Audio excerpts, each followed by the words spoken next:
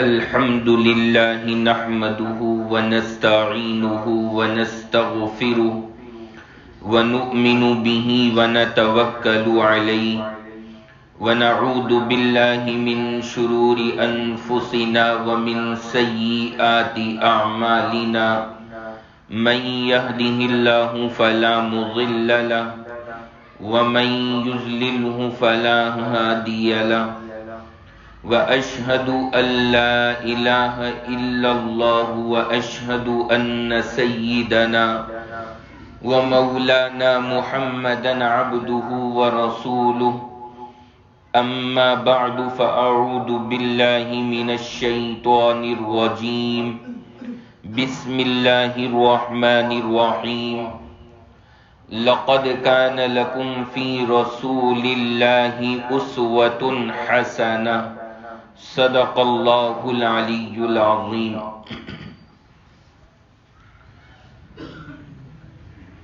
اللہ کے نبی علیہ الصلاۃ والسلام آپ کی زندگی مبارکہ کے تعلق سے ہماری یہ ہفتہ واری مجلس اللہ کے کرم سے چل رہی ہے، اور اس سلسلے کی آج یہ ہماری 19ویں نشست ہے۔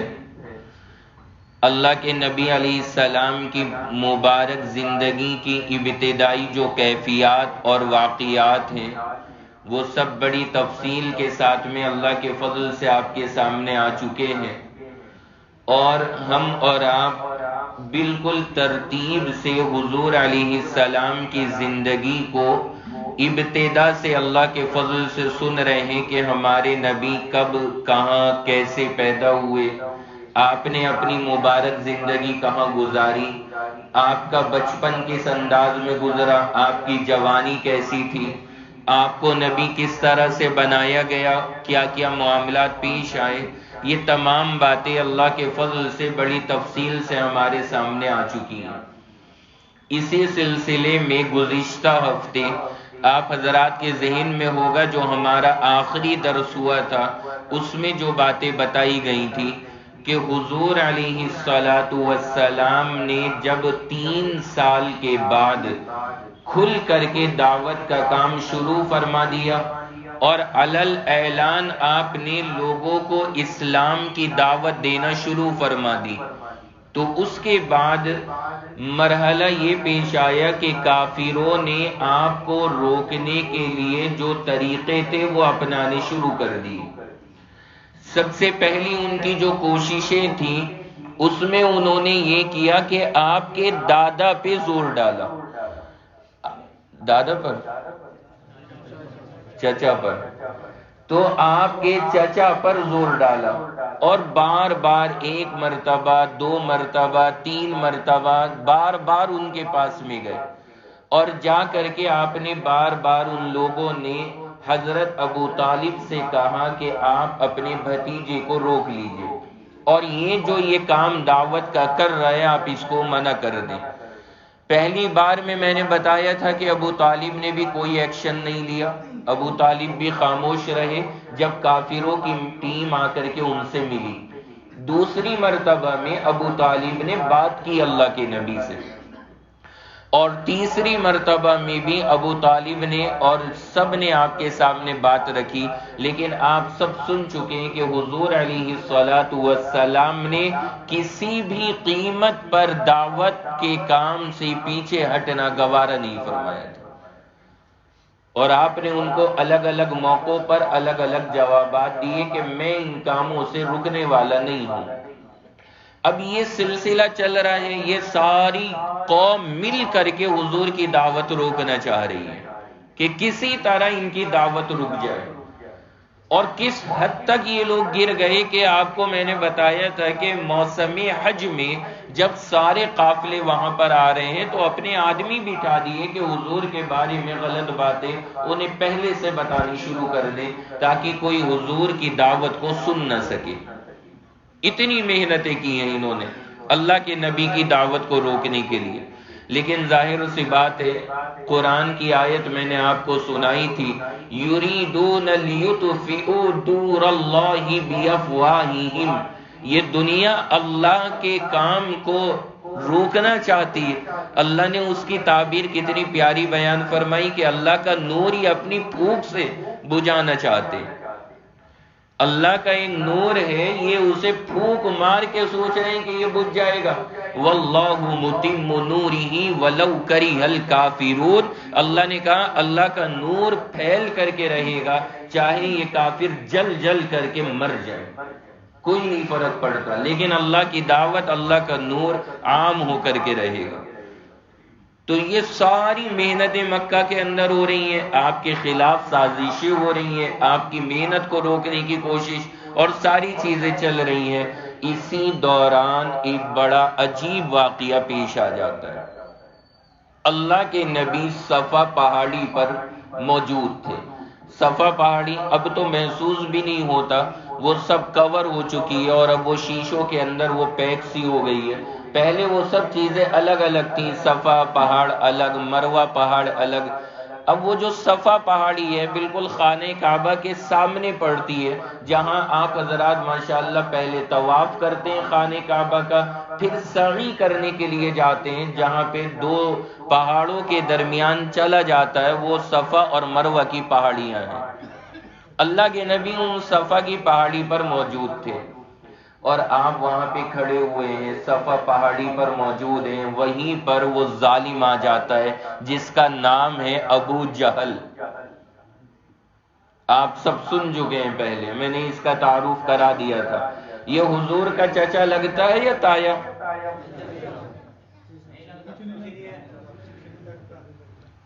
کچھ نہیں لگتا۔ حقیقت یہ ہے، یہ وضاحت کی تھی میں نے کہ ذرا اس کو یاد رکھیے گا، یہ بعد میں بھی آئے گا۔ جب ابو لہب کا ذکر آیا تھا، وہاں میں نے بتایا تھا کہ ابو لہب جو ہے یہ نبی کا چچا ہے، ابو جہل حضور کا چچا نہیں ہے، یہ غلط مشہور ہے عوام کے اندر۔ تو یہ بات میں نے وضاحت کی تھی، یہ یاد رکھا کیجئے آپ لوگ، اور ان چیزوں کو ذہن میں رکھا کیجئے، کبھی بھی ضرورت پڑتی ہے ان کی۔ تو ابو جہل، اب یہ باتیں آپ کو یاد ہوں گی نا، تو آپ یقین جانیے میں تو آپ کو بتا سکتا ہوں، زیادہ سے زیادہ 100 200 250 500 آدمی سن لیں گے۔ اگر آپ سب لوگ یہ باتیں ذہن میں رکھیں گے تو آپ نہ جانے کتنے لوگ ماشاءاللہ جماعتوں میں جاتے رہتے ہیں، کتنی جگہوں پر آپ کے سفر ہوتے رہتے ہیں، اور ظاہر سی بات ہے جب بھی آپ دین کے کام میں جاؤ گے تو ابو لہب ابو جہل کا ذکر آنا ہے۔ جہاں بھی جاؤ گے وہاں پہ ذکر ہوگا، حضور کی قربانیاں بتائی جائیں گی، وہاں ان کا ذکر آئے گا، اور 90% لوگ ان باتوں میں غلطی کرتے ہیں۔ تو آپ حضرات سینکڑوں لوگوں کی غلطی کے اصلاح کا ذریعہ بن سکتے ہو۔ آپ انہیں سمجھائیں کہ نہیں بھائی یہ بات ایسے نہیں ہے، ایسے ہے، یہ بات ایسے نہیں، یہ بات ایسے ہے۔ اللہ نے آپ کو موقع دے رکھا ہے، لیکن آپ یہ غور کریں کہ کتنا بڑا ہمارا طبقہ ایسا ہے جو نہ تو کبھی کسی عالم کے پاس بیٹھتا، نہ کبھی درس کے اندر کہیں شریک ہوتے، نہ وہ دین سیکھنے کا کوئی اہتمام کرتے۔ تو انہیں تو نہیں پتا ہوگا نا، وہ تو خالی ایک رسمی دین جو سنا سنایا دین ہے، بس وہ چل رہا ہے ان کے یہاں۔ تو آپ حضرات ماشاءاللہ سے وقت لگا رہے ہیں، بیٹھ رہے ہیں، ان باتوں کو نہ ذہن میں رکھا کریں تاکہ اور 10 لوگوں کی اصلاح کا آپ ذریعہ بن جائیں۔ جہاں آپ کو غلط بات نظر آئے آپ اس کو محبت سے سمجھا دیں کہ نہیں بھائی یہ بات ایسے نہیں ایسے ہے۔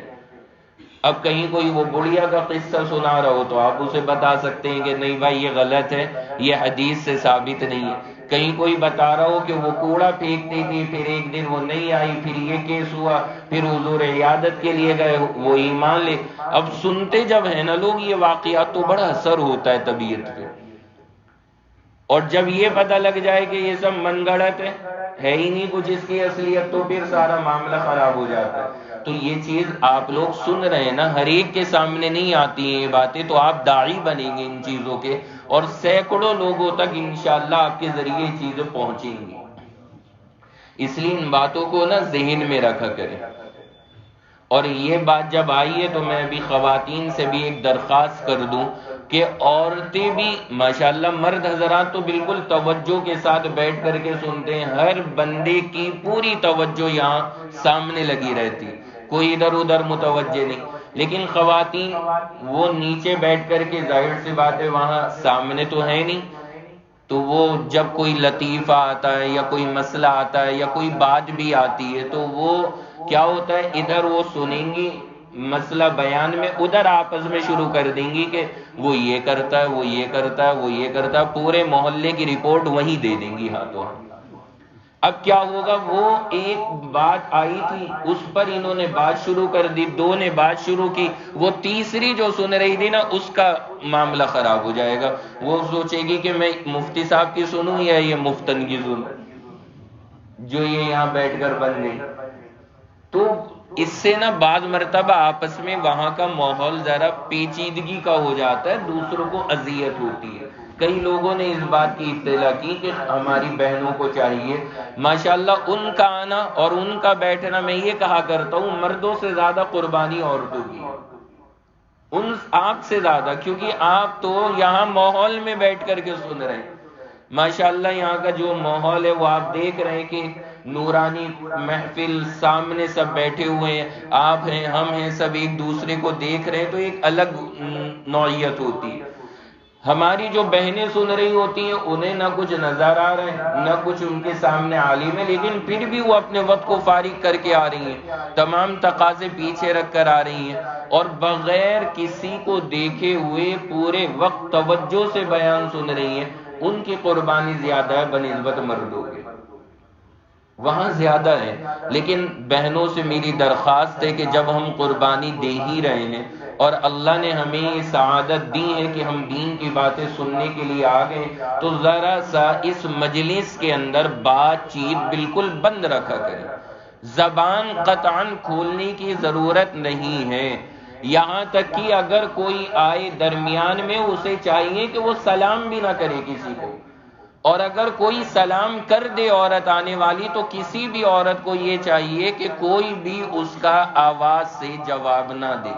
دینی مجلس چل رہی ہے، ایسے وقت میں سلام کرنا ہی نہیں ہے، کسی نے کر دیا ہے تو جواب بھی کوئی واجب نہیں ہے، آپ ایسے موقع کے اوپر خاموش بیٹھی رہیں تاکہ پھر مجلس کی جو یکسوئی ہے وہ باقی رہ سکے، کسی کی بات سننے میں خلل نہ ہو۔ ابھی 2-4 دن پہلے ایک صاحب مجھے بتا رہے تھے کہ کچھ خواتین دوسرے محلے سے آتی تھی، ان سے معلوم کیا کہ اب آپ آنا بند کر دیا، تو انہوں نے بتایا کہ وہاں مذاکرہ عورتوں کا بہت ہوتا رہتا ہے آپس میں، جس سے بیان سننے میں خلل ہوتا ہے، اس لیے فی الحال ہم نے آنا موقوف کر دیا۔ تو اگر ہم اور آپ نعوذ باللہ دینی مجلس کے اندر کسی کو خلل پیدا کرنے کا ذریعہ بن جائیں تو یہ چیز بہت غلط ہے۔ اس لیے میری تمام بہنوں سے درخواست ہے کہ آپ کا آنا یقیناً بڑی سعادت کی بات ہے اور بڑی قربانی ہے عورتوں کی کہ اپنے وقت، اپنے گھر، اپنے بچوں کی ترتیب بنا کر یہ ماشاءاللہ آ رہی ہیں اور 1.5-2 گھنٹہ بیٹھ کر کے باتیں سن رہی ہیں، بڑی بات ہے۔ لیکن یہ فائدہ مکمل جب ہوگا جب ہم اور آپ سننے کے ساتھ ساتھ توجہ رکھیں گے، ورنہ اگر توجہ نہیں ہوئی تو نہ ہمارے ذہن میں رہیں گی باتیں، نہ اوروں کے قابو میں آئیں گی۔ اس لیے ہماری بہنوں کو بھی چاہیے کہ پوری توجہ سے بات کو سنا کریں۔ بہرحال اب جو مجھے بات عرض کرنی تھی یہ بات درمیان میں آ گئی۔ یہ مسئلہ چلا تھا کہ اللہ کے نبی کون سے پہاڑ پر تھے؟ صفا پہاڑی پر۔ صفا پہاڑی پر حضور وہاں پر موجود ہیں، وہاں ابو جہل آ جاتا ہے۔ اب یہ چل رہا تھا مسئلہ، یہاں پر میں نے وضاحت کی تھی کہ یہ اللہ کے نبی کا چچا یا تایا کچھ نہیں لگتا، جو چچا ہے وہ ابو لہب ہے، ابو جہل نہیں۔ بہرحال اللہ کے نبی وہاں تشریف فرمائے، ابو جہل پہنچ جاتا ہے۔ یہ پہنچنے کے بعد حضور علیہ الصلوۃ والسلام کو اتنا برا بھلا کہنا شروع کرتا ہے جس کی کوئی حد نہیں ہے، گالیاں دیتا ہے اللہ کے نبی علیہ الصلوۃ والسلام کو۔ حضور صفا پہاڑی پر ہیں، آپ نے اس ظالم سے کوئی بات نہیں کی، کوئی خطاب نہیں کیا، حضور کو گالیاں دینی شروع کر دیتا ہے۔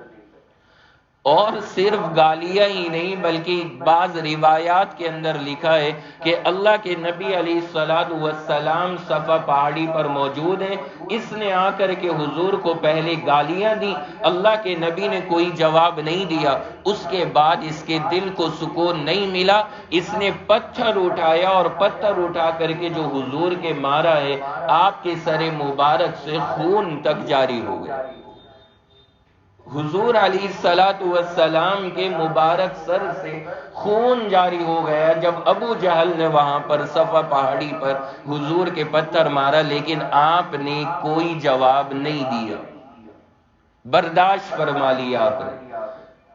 آپ اس سیرت کے درس سے نا یہ چیزیں نوٹ کریں، یہ چیزیں ہیں ہمارے لیے غور کرنے والی، کہ جب آپ کوئی بھی دین کا کام کریں، کوئی بھی مرحلہ آئے، کوئی کچھ بھی کہہ رہا ہے، برا کہہ رہا ہے یا بھلا کہہ رہا ہے، اور یہ پتھروں تک کی نوبت وہاں پر آ رہی ہے، اللہ کے نبی کوئی جواب نہیں دے رہے، ورنہ اس کی کوئی حیثیت تھی اگر اللہ کے نبی اس سے مقابلے پر آ جاتے؟ وہ ہوگا اپنے گھر کا بڑا بہادر، لیکن اللہ کے نبی کا تو نہیں تھا نا کوئی مقابلہ۔ لیکن حضور علیہ الصلوۃ والسلام نے خاموشی اختیار کی ہے اور صبر فرما لیا، اور ابھی آپ سنیں گے کہ جب کوئی داعی صبر کرتا ہے اللہ اس کے صبر کو نہ ضائع نہیں فرماتا، اللہ صبر کو ضائع نہیں فرماتا۔ آپ اٹھا کر کے پڑھ لیں، جتنے بھی بڑے لوگ گزرے ہیں، جتنے بھی بڑی ہستیاں گزری ہیں جن کا نام لیتے ہوئے آج ہمیں فخر محسوس ہوتا ہے، انہوں نے اپنی زندگیوں میں صبر کیسا کیا ہے، جس کا نتیجہ یہ ہے کہ اللہ نے ان کی محنتوں کو ایسا باغ و بہار عطا کیا کہ بندہ سوچ بھی نہیں سکتا۔ آپ ہمارے اکابرین میں حضرت تھانوی، حضرت نانوتوی، حضرت گنگوہی، ان کے حالات اٹھا کر کے پڑھ لیں، آپ حیران ہوں گے کہ جن حضرات کے نام لیتے ہوئے آج ہمیں فخر محسوس ہوتا ہے، انہوں نے قربانیاں کس درجے کی دی۔ حضرت شیخ الہند نور اللہ مرقدہ، تمام اکابرین ہمارے، حضرت مولانا الیاس صاحب، ان کی زندگی اٹھا کر کے پڑھ لیں۔ یہ کوئی کام اتنی آسانی سے پھیل گیا جو ہم دیکھ رہے ہیں کہ ساری دنیا میں مدرسے، ساری دنیا میں دعوت و تبلیغ کا کام اتنی آسانی سے پھیل گیا۔ ان اکابرین نے وہ قربانیاں دی ہیں کہ بندہ سوچ نہیں سکتا۔ آپ ان کے حالات کو اٹھا کر کے پڑھیں، انہوں نے محنتیں کی، قربانیاں دی، اپنے خون بہائے، پسینے بہائے، اللہ نے اس پھل کو ایسا مضبوط کیا درخت کو کہ قیامت تک سارے مخالف مل کر کے بھی ان درختوں کو اب ہلا تک نہیں سکتے۔ یہ ان بڑوں کی قربانیاں ہوتی، اللہ تعالیٰ ضائع نہیں فرماتے کسی کی بھی۔ اللہ کے نبی علیہ الصلوۃ والسلام صفا پہاڑی پر ہیں، اس نے گالیاں دی اللہ کے نبی کو، آپ نے برداشت فرما لیا، اس نے پتھر مارا، خون بہا، آپ نے برداشت کر لیا۔ یہ سارا منظر اور سارا نظارہ، وہیں پر ایک باندی تھی، ایک شخص کی، اس کا نام تھا عبداللہ ابن جدعان، اس کی باندی تھی، اس کا گھر تھا وہیں، وہ گھر سے دیکھ رہی تھی سارا نظارہ، اور اس نے دیکھ لیا کہ حضور کے ساتھ میں یہاں پر پہاڑ پہ یہ ابو جہل کیا کیا حرکت کر رہا ہے، اس نے سب دیکھ لیا۔ دیکھنے کے بعد وہ باندی وہیں کھڑی رہی، اللہ کے نبی علیہ السلام واپس چلے گئے، ابو جہل اپنے راستے کو چلا گیا۔ تھوڑی دیر کے بعد وہ باندی کیا دیکھتی ہے، دوسری طرف سے حضرت حمزہ تشریف لا رہے ہیں، حضرت حمزہ آ رہے ہیں، دوسری طرف سے حضرت حمزہ تشریف لا رہے ہیں، اور کہاں سے آ رہے تھے؟ شکار سے واپس آ رہے تھے، ہاتھ میں تیر ہے، کمان ہے، مرد مجاہد ہو، کیفیت ان کی آپ حضرات کو پتہ ہی ہے، یہ کس کیٹیگری کے افراد میں سے ہیں۔ حضرت حمزہ رضی اللہ تعالیٰ عنہ وہ تشریف لا رہے ہیں، تیر کمان ہاتھ میں، اور شکار سے واپس آ رہے ہیں، ویسے ہی خون گرم ہو رہا ہے اس وقت میں۔ اب جیسے ہی یہ واپس آ رہے ہیں، وہ باندی باہر آتی ہے، اور آنے کے بعد کہتی ہے، حمزہ آپ شکار میں گئے ہوئے تھے، اور ابھی تھوڑی دیر پہلے آپ کے بھتیجے کو، حضرت حمزہ چچا لگتے ہیں میرے نبی کے، اس نے کہا ابھی تھوڑی دیر پہلے آپ کے بھتیجے کو ابو جہل یہاں پر گالیاں دے رہا تھا، ابو جہل یہاں پہ گالیاں دے رہا تھا۔ بس ذرا سینہ چنگاری کی ضرورت ہوتی ہے، پھر تو مسئلہ حل ہو جاتا ہے۔ یہ جملہ سنا، ابھی تو کسی اور کے شکار سے واپس آ رہے تھے، اب ابو جہل کے شکار کے لیے نکل جاتے ہیں۔ کہا اچھا اس نے یہ حرکت کی ہے، ابھی خبر لیتا ہوں۔ تلاش کیا ابو جہل کو، ادھر گئے ادھر گئے، گھر پہ گئے اس کے، وہ نہیں ملا۔ بالآخر تلاش کرتے کرتے خانہ کعبہ کے پاس پہنچے، دیکھا ابو جہل وہاں پہ بیٹھا ہوا ہے اور اپنے سارے چیلے چپاٹوں میں بیٹھ کر اپنی بہادری کے قصے سنا رہا ہے کہ میں نے یہ کہا، میں نے یہ کہا، میں نے یہ کہا۔ حضرت حمزہ پیچھے سے تشریف لے آتے ہیں۔ ابھی اللہ کے نبی کے ہاتھ پہ کلمہ نہیں پڑھا، ابھی انہوں نے اسلام قبول نہیں کیا، لیکن ابھی یہ جملہ جب کان میں آیا تو دل میں ایمان تو پہلے سے آنے لگا تھا، اور یہ بات سن کر کے کہ حضور کو اس نے گالیاں دی ہے، وہ چنگاری بھڑک اٹھی اور اس کی تلاش میں گئے، اور جا کر کے دیکھا وہ حرم میں بیٹھا ہوا ہے اور سب لوگ چاروں طرف بیٹھے۔ جو کمان ہاتھ میں تھی وہی کھینچ کر کے اس کی کھوپڑی پہ مار دی، زور سے ماری، اس کا سر پھٹ گیا، خون بہنے لگا ابو جہل کا کہ تو میرے بھتیجے کو کیسے برا بھلا کہہ سکتا ہے، تو نے کہا کیسے ان کو غلط الفاظ، اور تیری ہمت کیسے ہوئی ان کو غلط کہنے کی۔ اس نے کہا حمزہ تم کیا بددین ہو گئے ہو؟ صابی یہ آتا ہے روایت میں، اس نے کہا کہ کیا تم صابی ہو گئے؟ صابی عربی زبان کا لفظ ہے، اس کے معنی ہوتے ہیں اپنے دین کو چھوڑ کر دوسرے دین میں چلے جانا۔ کہ حمزہ کیا تم بددین ہو گئے؟ یعنی اس وقت تک تو حمزہ بھی کافر تھے نا، اس سے پہلے ان کے بھی علم میں تھا کہ یہ بھی ہمارے میں ہے اور یہ بھی اللہ کے نبی کو برا کہنے میں انہیں کچھ نہیں برا لگتا، لیکن آج جب یہ ریئیکشن دیکھا حضرت حمزہ کا تو انہوں نے کہا حمزہ کیا ہو گیا تمہیں؟ تم بھی ان کی طرف ہو گئے کیا؟ حضرت حمزہ نے فرمایا میرے دل میں حضور کی سچائی اتر گئی اور اب سن لو کہ میں مسلمان ہوں۔ یہ ہے اسد اللہ و اسد رسولی، یہ الفاظ آپ غور کیا کیجئے حضرت حمزہ کے بارے میں۔ ہر جمعے میں خطبے کے اندر ممبر سے ان کی بہادری کو بتایا جاتا ہے کہ میرے نبی نے فرمایا تھا کہ یہ حمزہ اللہ اور اس کے رسول کا شیر ہے، اللہ اور اس کے رسول کا شیر ہے۔ اسد اللہ و اسد رسولی، فرمایا ہاں ہو گئے ہوں مسلمان، اور اب اگر کسی نے ان کے خلاف زبان کھولی نا تو خیریت نہیں ہے اس کی، اب تم زبان کھول کے دیکھنا۔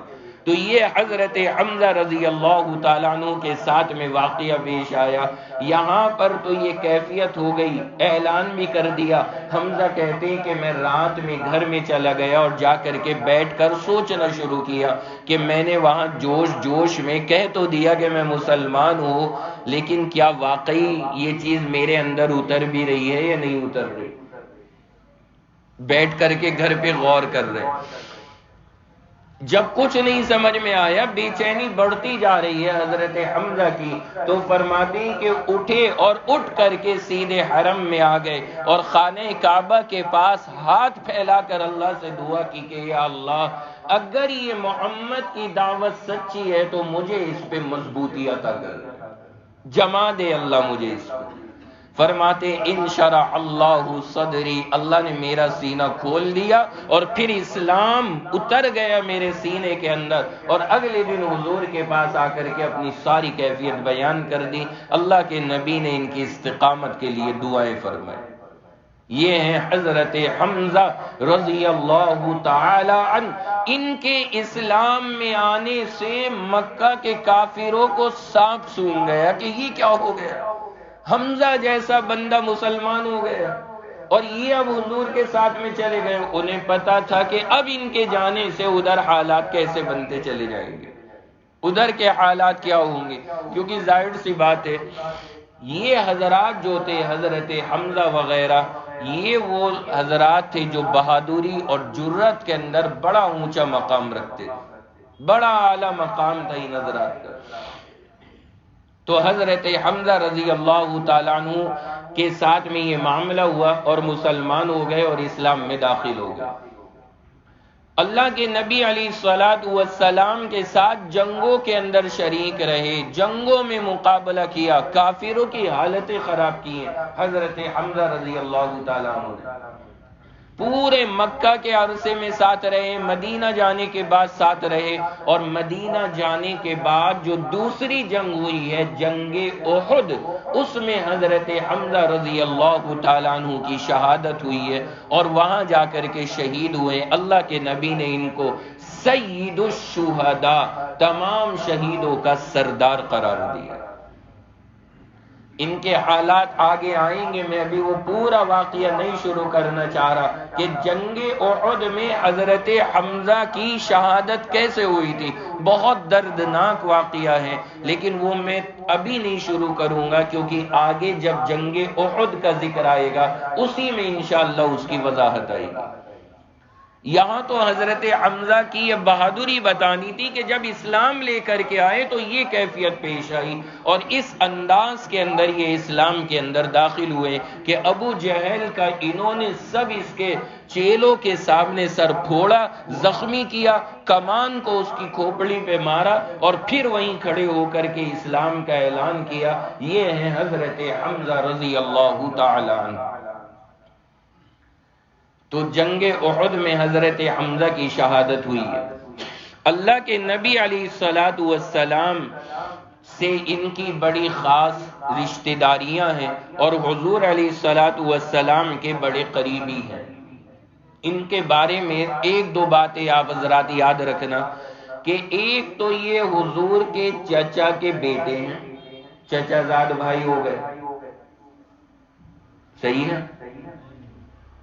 بولے نا صحیح کیا ہے؟ حضور کے چچا ہیں۔ بھائی چچا کے بیٹے نہیں ہیں، چچا ہیں، دادا کے بیٹے ہیں، تو حضرت حمزہ حضور کے کیا لگتے ہیں؟ چچا۔ تو حضور علیہ السلام کے ایک تو چچا ہو گئے، دوسری رشتہ داری ان کی اللہ کے نبی علیہ السلام سے کیا ہے؟ حضور علیہ السلام سے حضرت حمزہ کی دوسری رشتہ داری ہے کہ سویبہ، کچھ یاد آیا لوگ؟ 2-4 مہینے پرانا سبق آپ کا۔ سویبہ جو تھی جن کا دودھ ہمارے نبی نے پیا تھا بچپن میں، اسی کا دودھ حمزہ نے بھی پیا، حضور نے بھی دودھ پیا اور حضرت حمزہ نے بھی دودھ پیا سویبہ کا۔ تو یہ دوسری رشتہ داری ہو گئی، یعنی آپ جو ہیں حضور علیہ السلام اور حمزہ آپس میں رضاعی بھائی ہیں، دودھ شریک بھائی، یہ بھی کہا جا سکتا ہے ان کو۔ تو چچا بھی ہیں اور ساتھ ساتھ میں یہ دودھ شریک بھائی بھی ہیں، یہ بھی رشتہ ہے ان کا اللہ کے نبی علیہ السلام سے۔ اور تیسری چیز ایک اور ہے یہاں پر جو بڑی اہم ہے ہمارے اور آپ کے سمجھنے کے لیے، کہ حضرت حمزہ رضی اللہ عنہ کی حضور سے رشتہ داری والدہ کی طرف سے بھی ہے، والدہ کی طرف سے بھی رشتہ داری ہے۔ اور کیسے ہے وہ رشتہ داری، وہ ذرا سمجھنا۔ اب تھوڑا سا رشتوں میں آپ کو ماہر ہونا پڑے گا۔ یہاں پہ سمجھنا کہ حضرت حمزہ کی والدہ کا نام ہے حالہ۔ کیا نام؟ حالہ۔ خالہ مت کر دینا اسے۔ اور یہ حالہ بھی آپ کو یاد ہونی چاہیے، ان کا بھی ذکر پہلے آ چکا ہے، اور ان کا ذکر آیا تھا کہ عبد المطلب نے جس وقت میں اپنے بیٹے عبداللہ یعنی حضور کے والد کا نکاح کیا تھا آمنہ سے، تو ان آمنہ کی چچازاد بہن سے خود نے نکاح کیا تھا۔ وہ جو چچازاد بہن تھی وہ یہی تھی حالہ۔ آیا کچھ سمجھ میں؟ پھر سے دیکھیں، حضرت حمزہ کی والدہ کا نام ہے حالہ، حضور کی والدہ کا نام ہے آمنہ، ٹھیک ہے؟ آمنہ بیٹی ہے وہب کی اور حالہ بیٹی ہے وہیب کی۔ ان کو وہیب اور اوہیب الف کے ساتھ اور واو کے ساتھ دونوں طرح کتابوں میں آتا ہے، لیکن بہرحال آپ آسانی کے لیے وہیب کہہ لیں، ذرا یہ سمجھیے گا، حضرت حمزہ کس کے بیٹے ہیں؟ خالہ کے. اور حضور کس کے بیٹے ہیں؟ آمنہ کے. اور خالہ کس کی بیٹی؟ وہیب کی. اور آمنہ کس کی بیٹی؟ وہب کی. اور وہب اور وہیب کے دونوں کے باپ کا نام ہے عبد مناف. تو خلاصہ کیا نکلا پوری بات کا؟ خلاصہ یہ نکلا اس بات کا کہ حضور علیہ الصلوۃ والسلام کی جو والدہ ہیں، حضور کی جو والدہ ہیں، ان کی جو چچا زاد بہن ہیں، ان کے بیٹے ہیں کون؟ حضرت حمزہ. سمجھ گئے آپ حضرات؟ حضور کی والدہ کے چچا کے بیٹے کون؟ حضرت حمزہ. تو ماں کی طرف سے بھی یہ رشتہ داری نکل آئی. تو حضرت حمزہ کے ساتھ حضور کی جو رشتہ داریاں ہیں نا وہ کئی جگہ سے ہیں.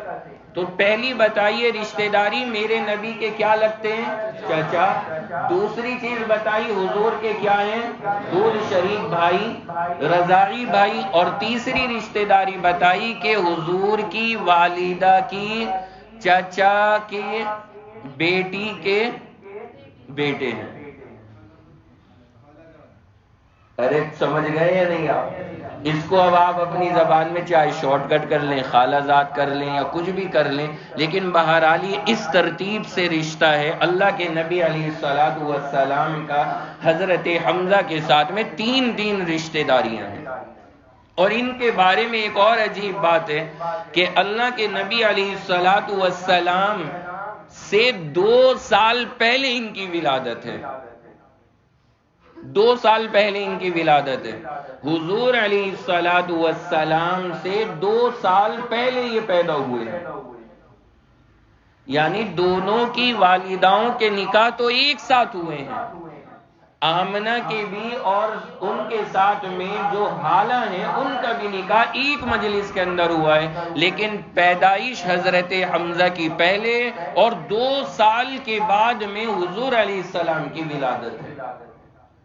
تو 2 سال کے چھوٹے بڑے ہیں. تو حضرت حمزہ 2 سال بڑے ہیں عمر میں اللہ کے نبی علیہ السلام سے. تو یہ تمام کی تمام چیزیں ہیں حضرت حمزہ رضی اللہ تعالیٰ عنہ کے معاملے میں. تو اللہ کے نبی علیہ الصلوۃ والسلام پر اس طرح سے یہ ایمان لے کر کے آئے اور اسلام قبول کیا. اور جس انداز کے یہ صحابی ہیں ان کا اسلام میں آنا بھی ذرا اسی انداز کا ہے. تو ذرا جرأت مند اور بہادر لوگوں میں سے شمار ہے حضرت حمزہ کا. اور ان کی بہادری انشاءاللہ وہی جو میں نے عرض کیا ہے کہ احد کے بیان میں آئے گی. یہاں میں یہی بتا رہا ہوں کہ حضرت حمزہ اس انداز کے اندر اسلام میں داخل ہو گئے اور یہ بھی مسلمان ہو گئے.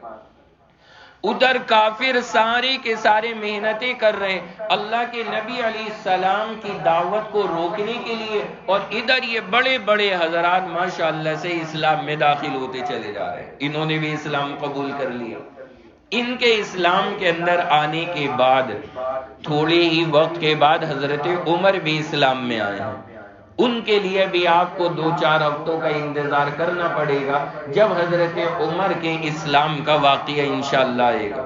یہاں پر حضرت حمزہ اسلام میں داخل ہو گئے. کیونکہ میں بالکل ترتیب سے چل رہا ہوں، جو کتابوں کے اندر واقعات حضور کی زندگی کے بالکل ترتیب سے. تو ابھی جو ہے پہلے حضرت حمزہ اسلام میں داخل ہو گئے. اسلام میں داخل ہونے کے بعد کافروں پہ تو اور زیادہ مایوسی طاری ہو گئی. پہلے انہوں نے آپ کے چچا ابو طالب سے محنت کی تھی، ابو طالب کے ذریعے نہیں کام بنا. خود سے سمجھانے کی کوشش کی، نہیں بنا. اب وہ جب بے انتہا مایوس ہو گئے تو انہوں نے کہا کہ اب تو کوئی بھی ان سے بات کے لیے تیار نہیں ہے، اب ہم میں سے ہی کوئی جا کر کے ان سے بات کرے اور ذرا کچھ کمپرومائز کی بات کرے کہ کچھ بھائی دیکھ لو کسی طرح سے اس مسئلے کو ختم کر دو، کچھ لے دے کر کچھ مسئلہ حل کرو. اب آپس میں طے ہوتا ہے. اس کام کے لیے جو بھیجا جاتا ہے وہ شخص آنے والا جو ہے اس کا نام ہے عتبہ، عین تا با ہا، عتبہ. یہ آتا ہے اللہ کے نبی علیہ السلام کے پاس میں. کافروں کی طرف سے ذمہ دار بن کے کہ میں آپ کے پاس آیا ہوں اور آپ سے ذرا مجھے کچھ بات کرنی ہے، بولو بھائی اب تم کیا کہنے آئے ہو؟ اس نے کہا دیکھیں آپ کا جتنا بڑا مقام ہے اس میں ہمیں کوئی شک نہیں ہے آپ کی فضیلت میں، آپ یقیناً بہت اونچے درجے کے آدمی ہیں۔ پہلے ذرا سا کہیں آنے کے بعد میں نا دنیا میں آپ نے دیکھا ہوگا جب آپ کو کسی سے مطلب نکالنا ہوتا ہے تو بندہ 2-4 دن پہلے نا ذرا چائے وائے پوچھنی شروع کر دیتا ہے اس سے، کیونکہ اسے پتا ہے کہ کچھ مطلب میرا اٹک رہا ہے، اس لیے ذرا پہلے اس کا سب پوچھنا شروع کر دیتا۔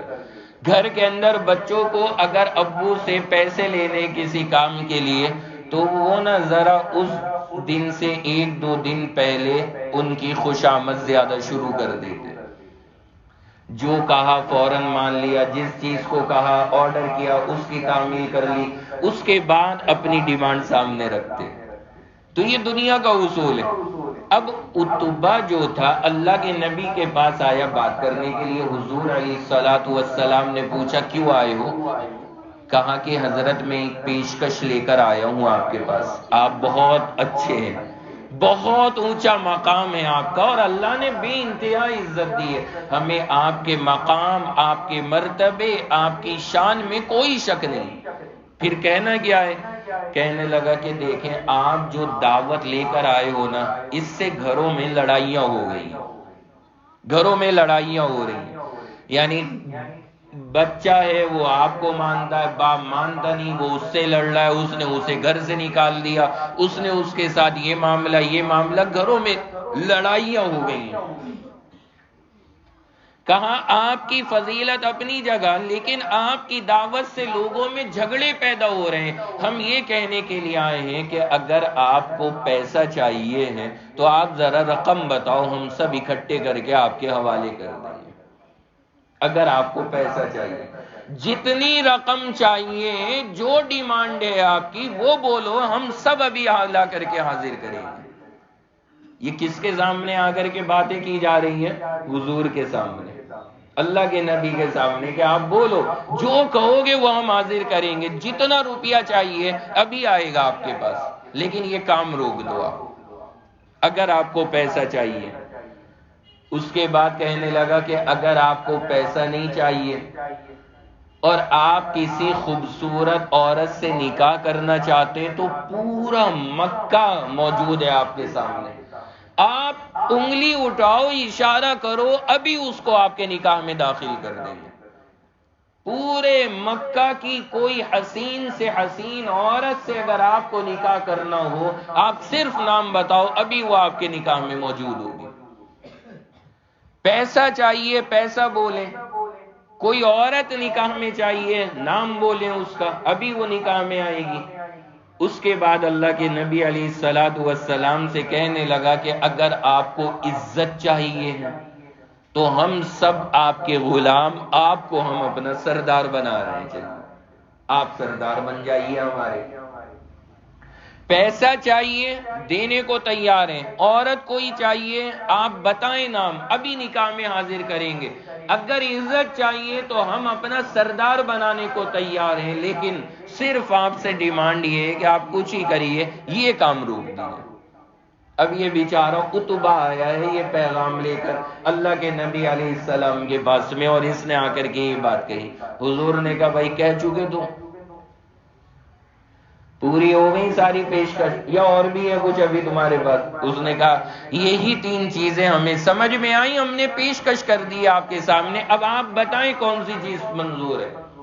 اللہ کے نبی علیہ الصلوۃ والسلام نے فرمایا عتبہ تو کس دھوکے کے اندر ہے، مجھے ان میں سے کچھ نہیں چاہیے، اور بیٹھ یہاں پہ اور سن، میں تو صرف اللہ کا رسول ہوں اور اللہ کی توحید کی دعوت دینے کے لیے آیا ہوں، تو نے مجھے یہ 3 پیشکش کی، تینوں نامنظور، میں تجھے دعوت دیتا ہوں کہ تو اسلام میں داخل ہو جا، میری پیشکش لے بھائی تو۔ اس نے کہا لو آئے تھے کس لیے اور پھنس گئے کس میں؟ اللہ کے نبی نے کہا کہ میری پیشکش یہ ہے، یہ قبول کر، باقی سب کو ڈال ایک طرف، وہ کچھ نہیں ہونے والا۔ جو نبی یہ کہہ چکا ہو چاند اور سورج بھی لا کر کے دے دو، میں یہ کام نہیں چھوڑنے والا۔ اب اس کے لیے یہ سرداری، یہ پیسہ، یہ شہرت اور یہ عورت، یہ کوئی لالچ کی چیز رہ جائیں گی؟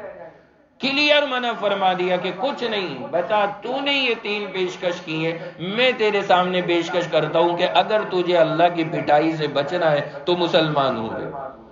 اور یہ کہنے کے بعد حضور نے قرآن پڑھنا شروع کر دیا اس کے سامنے۔ اب اندازہ لگائیں، آپ ایک لمحے کو سوچیں کہ جب نبی خود قرآن پڑھ رہے ہوں اور نبی کی زبان سے یہ آیت مبارکہ نکلتی ہوگی، اللہ اکبر، کتنا پیارا منظر ہوگا، کیسا محسوس ہوتا ہوگا۔ جب آپ کہیں کسی اچھے قاری سے قرآن سنتے ہیں، کوئی بڑھیا قرآن پڑھنے والا وہ قرآن پڑھتا ہے، آپ کا دل کرتا ہے کاش یہ قرآن کی تلاوت بند نہ کرے، میں سنتا رہوں۔ جب میرے نبی یہ تلاوت کرتے ہوں گے تو کیا حال ہوتا ہوگا اس وقت، ہم سوچ بھی نہیں سکتے ان مزوں کو۔ کتنا مزہ صحابہ کو آتا ہوگا اور کتنا مزہ مجلس کے لوگوں کو آتا ہوگا جب وہ نبی خود اپنی زبان سے تلاوت کرتے، کیا کیفیت ہوتی ہوگی، اللہ اکبر۔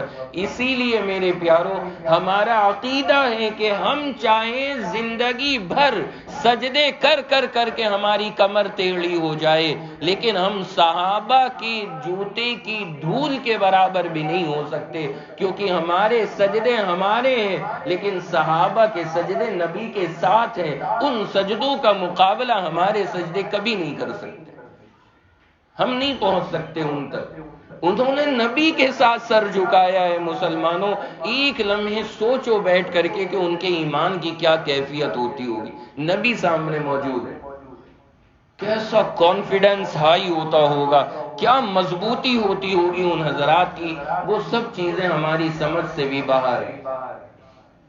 حضور علیہ الصلوۃ والسلام نے عقبہ کے سامنے، عتبہ یہ بیٹھا ہوا تھا، آپ نے قرآن کی آیتوں کی تلاوت کرنا شروع فرما دی، تلاوتیں پڑھ کرنے لگے۔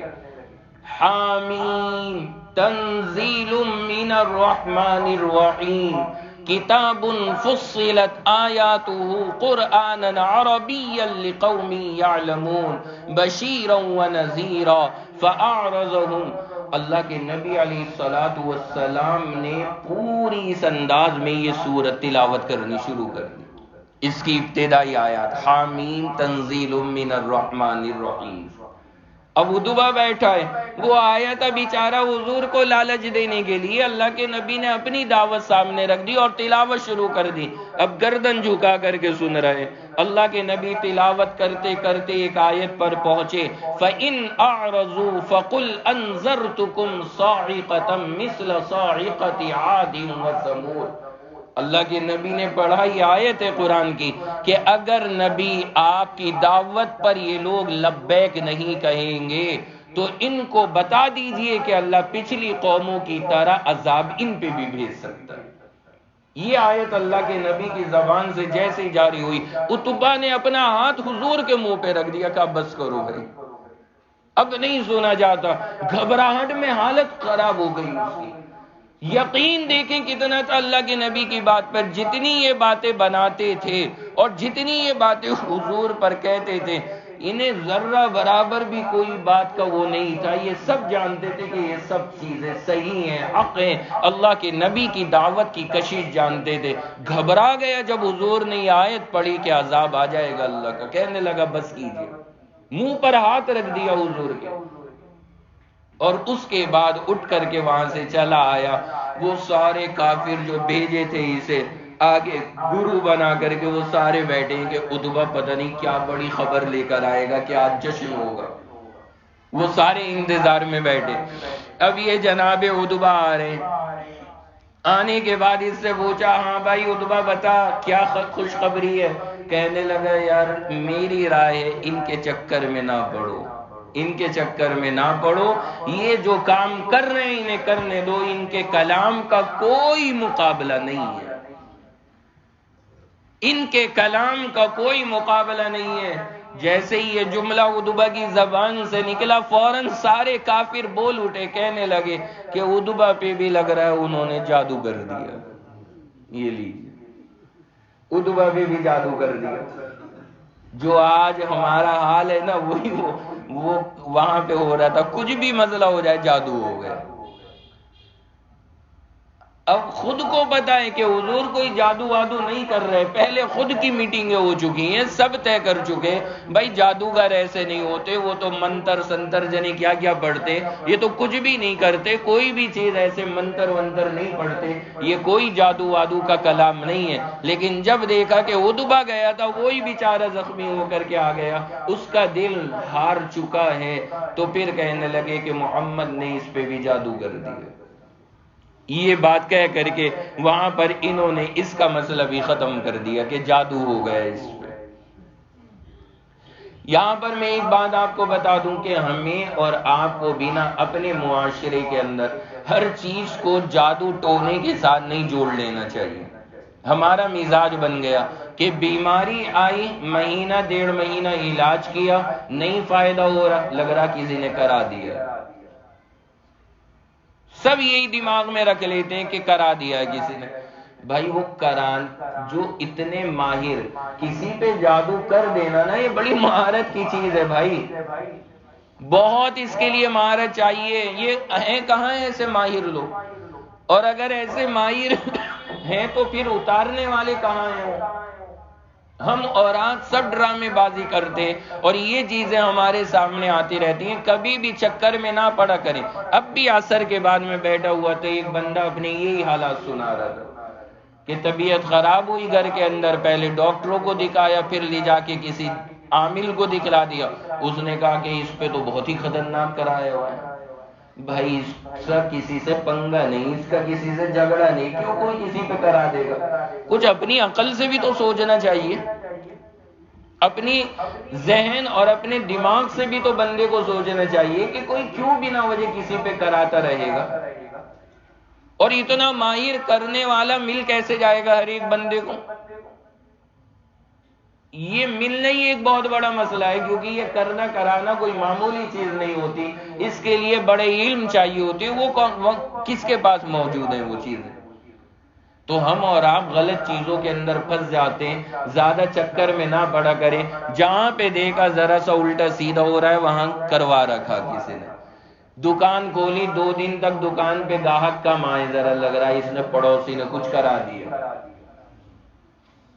وہ عامل کے پاس چلے جائیں گے، وہ پوچھے گا کہ ہاں بھائی کیا کیا چل رہا تھا، کہ پہلے بڑھیا چل رہا تھا، 1 ہفتہ پہلے سے اس نے دکان کھولی، 2 دن سے میرے گاہک غائب ہیں۔ وہ تھوڑی دیر تک پڑھتا رہے گا، منہ گھماتا رہے گا، پھر بولے گا بہت ہی تکڑا کروایا اس نے، بہت ہی تکڑا کروایا۔ جو عامل یہ کہہ رہے ہیں نا بہت تکڑا کروایا، آپ اس سے کہو کہ بھائی تو ایسے ہی تکڑا ذرا اس پہ کر کے دکھا، اگر تو اتنے بڑا دعوے دار ہے تو ذرا ایسے ہی تکڑا اس پہ کر کے دکھا دے۔ سب بنا وجہ کی چیز ہے۔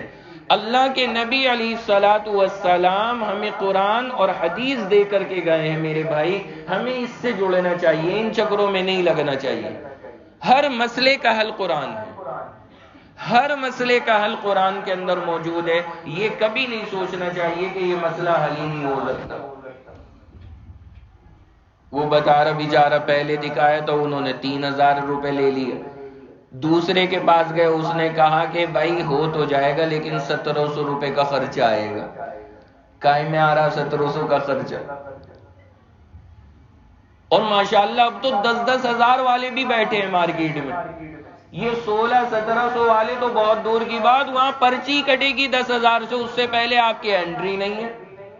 اللہ کے بندوں کیا ظلم ہو گیا، کیا خرچ ہو گیا، کیا آفتیں آ گئی ہیں۔ ہم اور آپ کیوں نہیں قرآن پاک کے اندر اپنا حل تلاش کرتے، اور ان لوگوں کے چکر میں لگ کر کیوں اپنی آخرت اور پیسہ برباد کر رہے، کیوں چکر میں پڑے ہوئے؟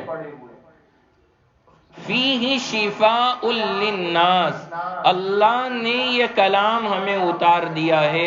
یہ آیت اگرچہ کسی چیز کے بارے میں دوسری استعمال کی چیزوں کے بارے میں نازل ہوئی ہو، لیکن میں کہتا ہوں کہ قرآن بھی ہر مسئلے کا حل ہے، اس میں ہر چیز کی شفا موجود ہے۔ عقیدہ بنانے کی ضرورت ہے۔ وجہ کیا ہے؟ وہاں 10,000 دے گے نا، اتنا زیادہ عقیدہ بن جاتا ہے، اور جہاں بندہ عقیدہ اور یقین بنا لے وہاں سے نفع ہو جاتا ہے۔ آپ جہاں پہ سوچ لو نا، مائنڈ سیٹ آپ کا جہاں بن جائے وہیں سے فائدہ ہو جائے گا۔ اور جو بیچارہ مولوی بیٹھا ہے، آپ اس کے پاس گئے، وہ جا کر کے قل اعوذ برب الفلق ناس پڑھ کے دم کر دیتا، ہم سوچتے یہ تو فائدہ ہی نہیں کرے گا، اس نے تو کچھ لیا ہی نہیں ہے، یہ کچھ نہیں فائدہ کرے گی۔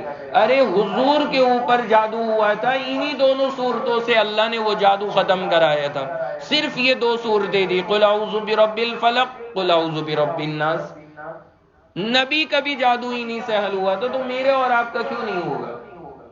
اللہ کے نبی ہمارے لیے ہر عمل کے اندر نمونہ ہے۔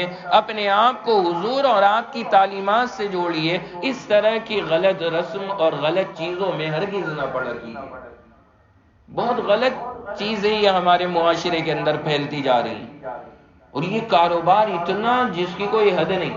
ابھی میں بتا رہا تھا دوسری مسجد کے اندر کہ ایک میرا جاننے والا ساتھ میں پڑھا ہوا، ابھی کچھ وقت پہلے میری اس سے ملاقات ہوئی ایک جگہ، تو دیکھا کہ وہ بہت بڑا روحانی مرکز کھولے بیٹھا ہے، اور لائن لگی ہوئی ہے خواتین کی، ماشاءاللہ سے عورتیں سب سے پہلے پہنچتی ہیں اس کام کے لیے، وہ سب لگی ہوئی ہیں۔ مائیں جاتی ہیں کہ میرا لڑکا میرے قابو میں رہے، بیوی جاتی ہے میرا شوہر قابو میں رہے، دونوں تعویذ لے لے کر کے آتی ہیں، بندے کا دماغ خراب ہوتا پھر آدمی کا۔ وہاں پہ لائنیں ہیں۔ میں نے اس سے بعد میں پوچھا، میں نے کہا بھائی ذرا بیٹھ یہاں، سچ سچ بتا، تو میرے ساتھ پڑا ہوا بندہ ہے اور سب کچھ میرے سامنے تیرا گزرا ہے، یہ کب سیکھ لیا تو نے بھائی؟ کب سے تو اتنا بڑا روحانی امراض کا ماہر بن گیا؟ کب سیکھا یہ؟ کہنے لگا یار تم سے کیا چھپانا، میں نے تو کچھ بھی نہیں سیکھا۔ میں نے کہا پھر یہ کہا لاک ڈاؤن میں کچھ ہی تو نہیں چل رہا تھا، یہ کاروبار ایسا 12 مہینے کبھی بند نہیں ہوتا۔ میں نے کہا یہی صحیح ہے بس۔ کہنے لگا کپڑا لے کے بیٹھا، وہ فیل، جوتے وہ فیل، کچھ نہیں چل رہا، یہ کام 12 مہینے چلے گا، سردی ہو گرمی ہو برسات ہو لائن نہیں ختم ہونی۔ کہنے لگا اس لیے میں نے کہا لاؤ۔ میں نے کہا یہ کر کیا رہا ہے؟ کہنے لگا ویسے ہی 4-5 لائنیں کھینچ کے ڈبے بنا کے کہیں خناس لکھ دیا، کہیں شیطان لکھ دیا، لوگ سمجھتے تکڑا تعویذ ہے۔ اب چل رہی ہے بس گاڑی۔ اب وہ خود بتا رہے ہیں کہ میرا معاملہ ایسے چل رہا ہے۔ 90% ہمارے معاشرے میں یہی حالات ہیں، 90% حالات ایسے ہو چکے ہیں۔ وجہ کیا ہے کہ ہمارا عقیدہ قرآن پہ نہیں تعویذ پہ آ گیا، قرآن سے ہمارا نظریہ ہٹ گیا، ہم نے چھو چھا کو اور دم درود کو سب کچھ سمجھ لیا کہ بس یہی سب کچھ ہے سارا کا سارا۔ اب ہمیں قرآن یا حضور کی بتائی ہوئی دعاؤں کی ضرورت نہیں، اس کی وجہ سے یہ پریشانیاں ہو رہی۔ آپ اس سے جڑیے اور ان چیزوں کا اہتمام رکھیے، ان چیزوں کو پڑھیے۔ صبح میں اور شام میں بڑا آسان نسخہ میں بار بار بتاتا ہوں، فجر کی نماز پڑھ کے اور مغرب کی نماز پڑھ کے 3 بار آیت الکرسی پڑھ کر دم کر لیا کریے۔ 3 بار فجر کے بعد، 3 بار مغرب کے بعد۔ اس کے بعد کبھی یہ مقابلہ کس کو آنا ہے، کتنے بڑے خناس کو یا شیطان کو آنا ہے، پھر انشاءاللہ ٹچ بھی نہیں کوئی کر سکتا۔ بالکل بے فکر رہیے آپ، اس کا اہتمام کریں، پھر انشاءاللہ بندے کو ڈرنے کی گھبرانے کی کچھ بھی ضرورت نہیں ہے، صرف آپ آیت الکرسی پڑھا کریں۔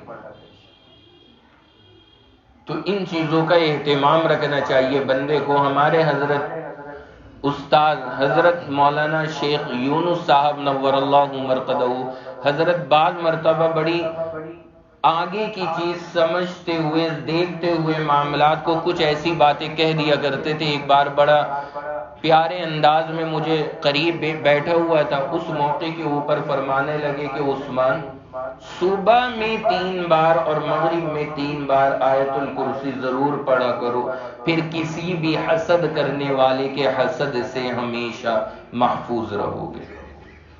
یہ اللہ نے بڑی تاثیر کی چیزیں دی ہیں۔ پھر کوئی ٹچ بھی نہیں کر سکتا. کوئی یہ حدیث کے اندر آیا ہے، اللہ کے نبی کا مضمون ہے. تو بس آپ لوگ ان چیزوں کا اہتمام کریں. یہ تعویذ، گنڈے، جھاڑ پھونک، یہ زیادہ چکر میں نہ پڑا کریں. اصل قرآن اور حدیث کی دعائیں پڑھیے اور بے فکر رہیے، پاک صاف رہیے، نمازوں کا اہتمام کریے. پھر دیکھیے کون مقابلے پہ آتا، جن اسی کی گردن پکڑ لیجیے. اس نے دیکھا، اس نے کہا او آج تو بچ گیا. میں کہنے لگا حضرت معاف کر دیجئے. کہا تجھے معاف نہیں کروں گا، صبح میں فجر کی نماز میں حضور کے پاس لے جاؤں گا اور وہاں تیرا کیس پیش ہوگا کہ تو چوری کر رہا تھا رات میں.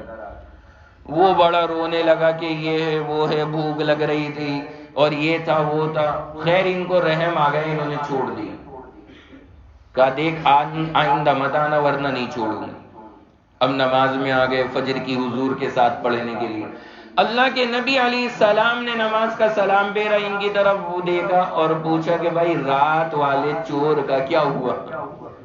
ابھی انہوں نے کچھ بتایا بھی نہیں. اللہ کے نبی خود فرماتے رات والے چور کا کیا کیا؟ انہوں نے کہا انہیں کیسے پتا کیا چل رہا ہے، یہ کچھ سمجھ میں نہیں آ رہا معاملہ. وہ حضور کو بذریعہ وحی بتا دیا گیا تھا. انہوں نے کہا یا رسول اللہ بڑا رو رہا تھا وہ، تو مجھے رحم آ گیا، چھوڑ دیا میں نے کہا کہ چلو اب نہیں آئے گا. یہ حضور نے فرمایا جھوٹ بول رہا تھا وہ، پھر آئے گا، پھر آئے گا وہ. انہوں نے کہا کوئی بات نہیں، آج بھی بیٹھ جاؤں گا میں. اگلے دن بھی بیٹھ جاتے، پھر آتے، پھر پکڑتے، پھر اس کے بعد وہ روتا ہے. فجر کی نماز سے پہلے پھر انہیں رحم آ جاتا ہے، پھر چھوڑ دیا. حضور سے ملے فجر میں، حضور نے کہا وہ جھوٹا تھا، پھر آئے گا. انہوں نے کہا اب تو کل کو فجر یہیں پڑھواؤں گا اسے، گھسیٹ کے یہیں لاؤں گا نماز میں، اب لگ جائے آج ہاتھ. تیسرے دن بھی جا کر کے بیٹھ جاتے ہیں. وہ تیسرے دن پھر آ جاتا ہے، جا کے پکڑ لیا. اب تو پکڑے ہوئے ہیں اسے، اب نہیں چھوڑ رہے. اس نے ساری منتیں واسطے سب دے دیے. انہوں نے کہا آج تو کوئی آپشن نہیں معافی کا.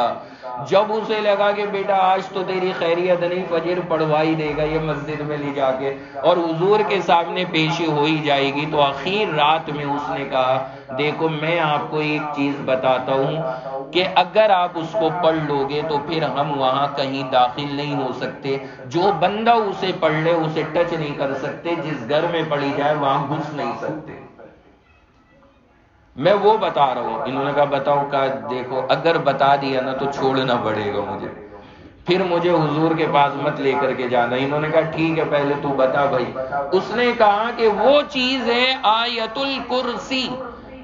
آپ آیت الکرسی کا اہتمام کریں، جس گھر میں پڑھی جائے گی اس گھر میں ہم گھس بھی نہیں سکتے، جو انسان اسے پڑھے گا اسے چھو بھی نہیں سکتے.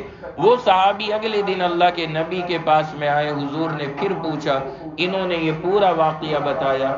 اللہ کے نبی نے فرمایا ہے تو بہت جھوٹا لیکن یہ بات اس نے بالکل سچ کہی ہے، یہ بات بالکل صحیح. آیت الکرسی پڑھنے والے کے پاس پھر کوئی چیز نہیں آ سکتی. تو کتنا آسان سا نسخہ ہے یہ. آپ کیوں اتنا پریشان ہوتے، کیوں اتنا گھبراتے؟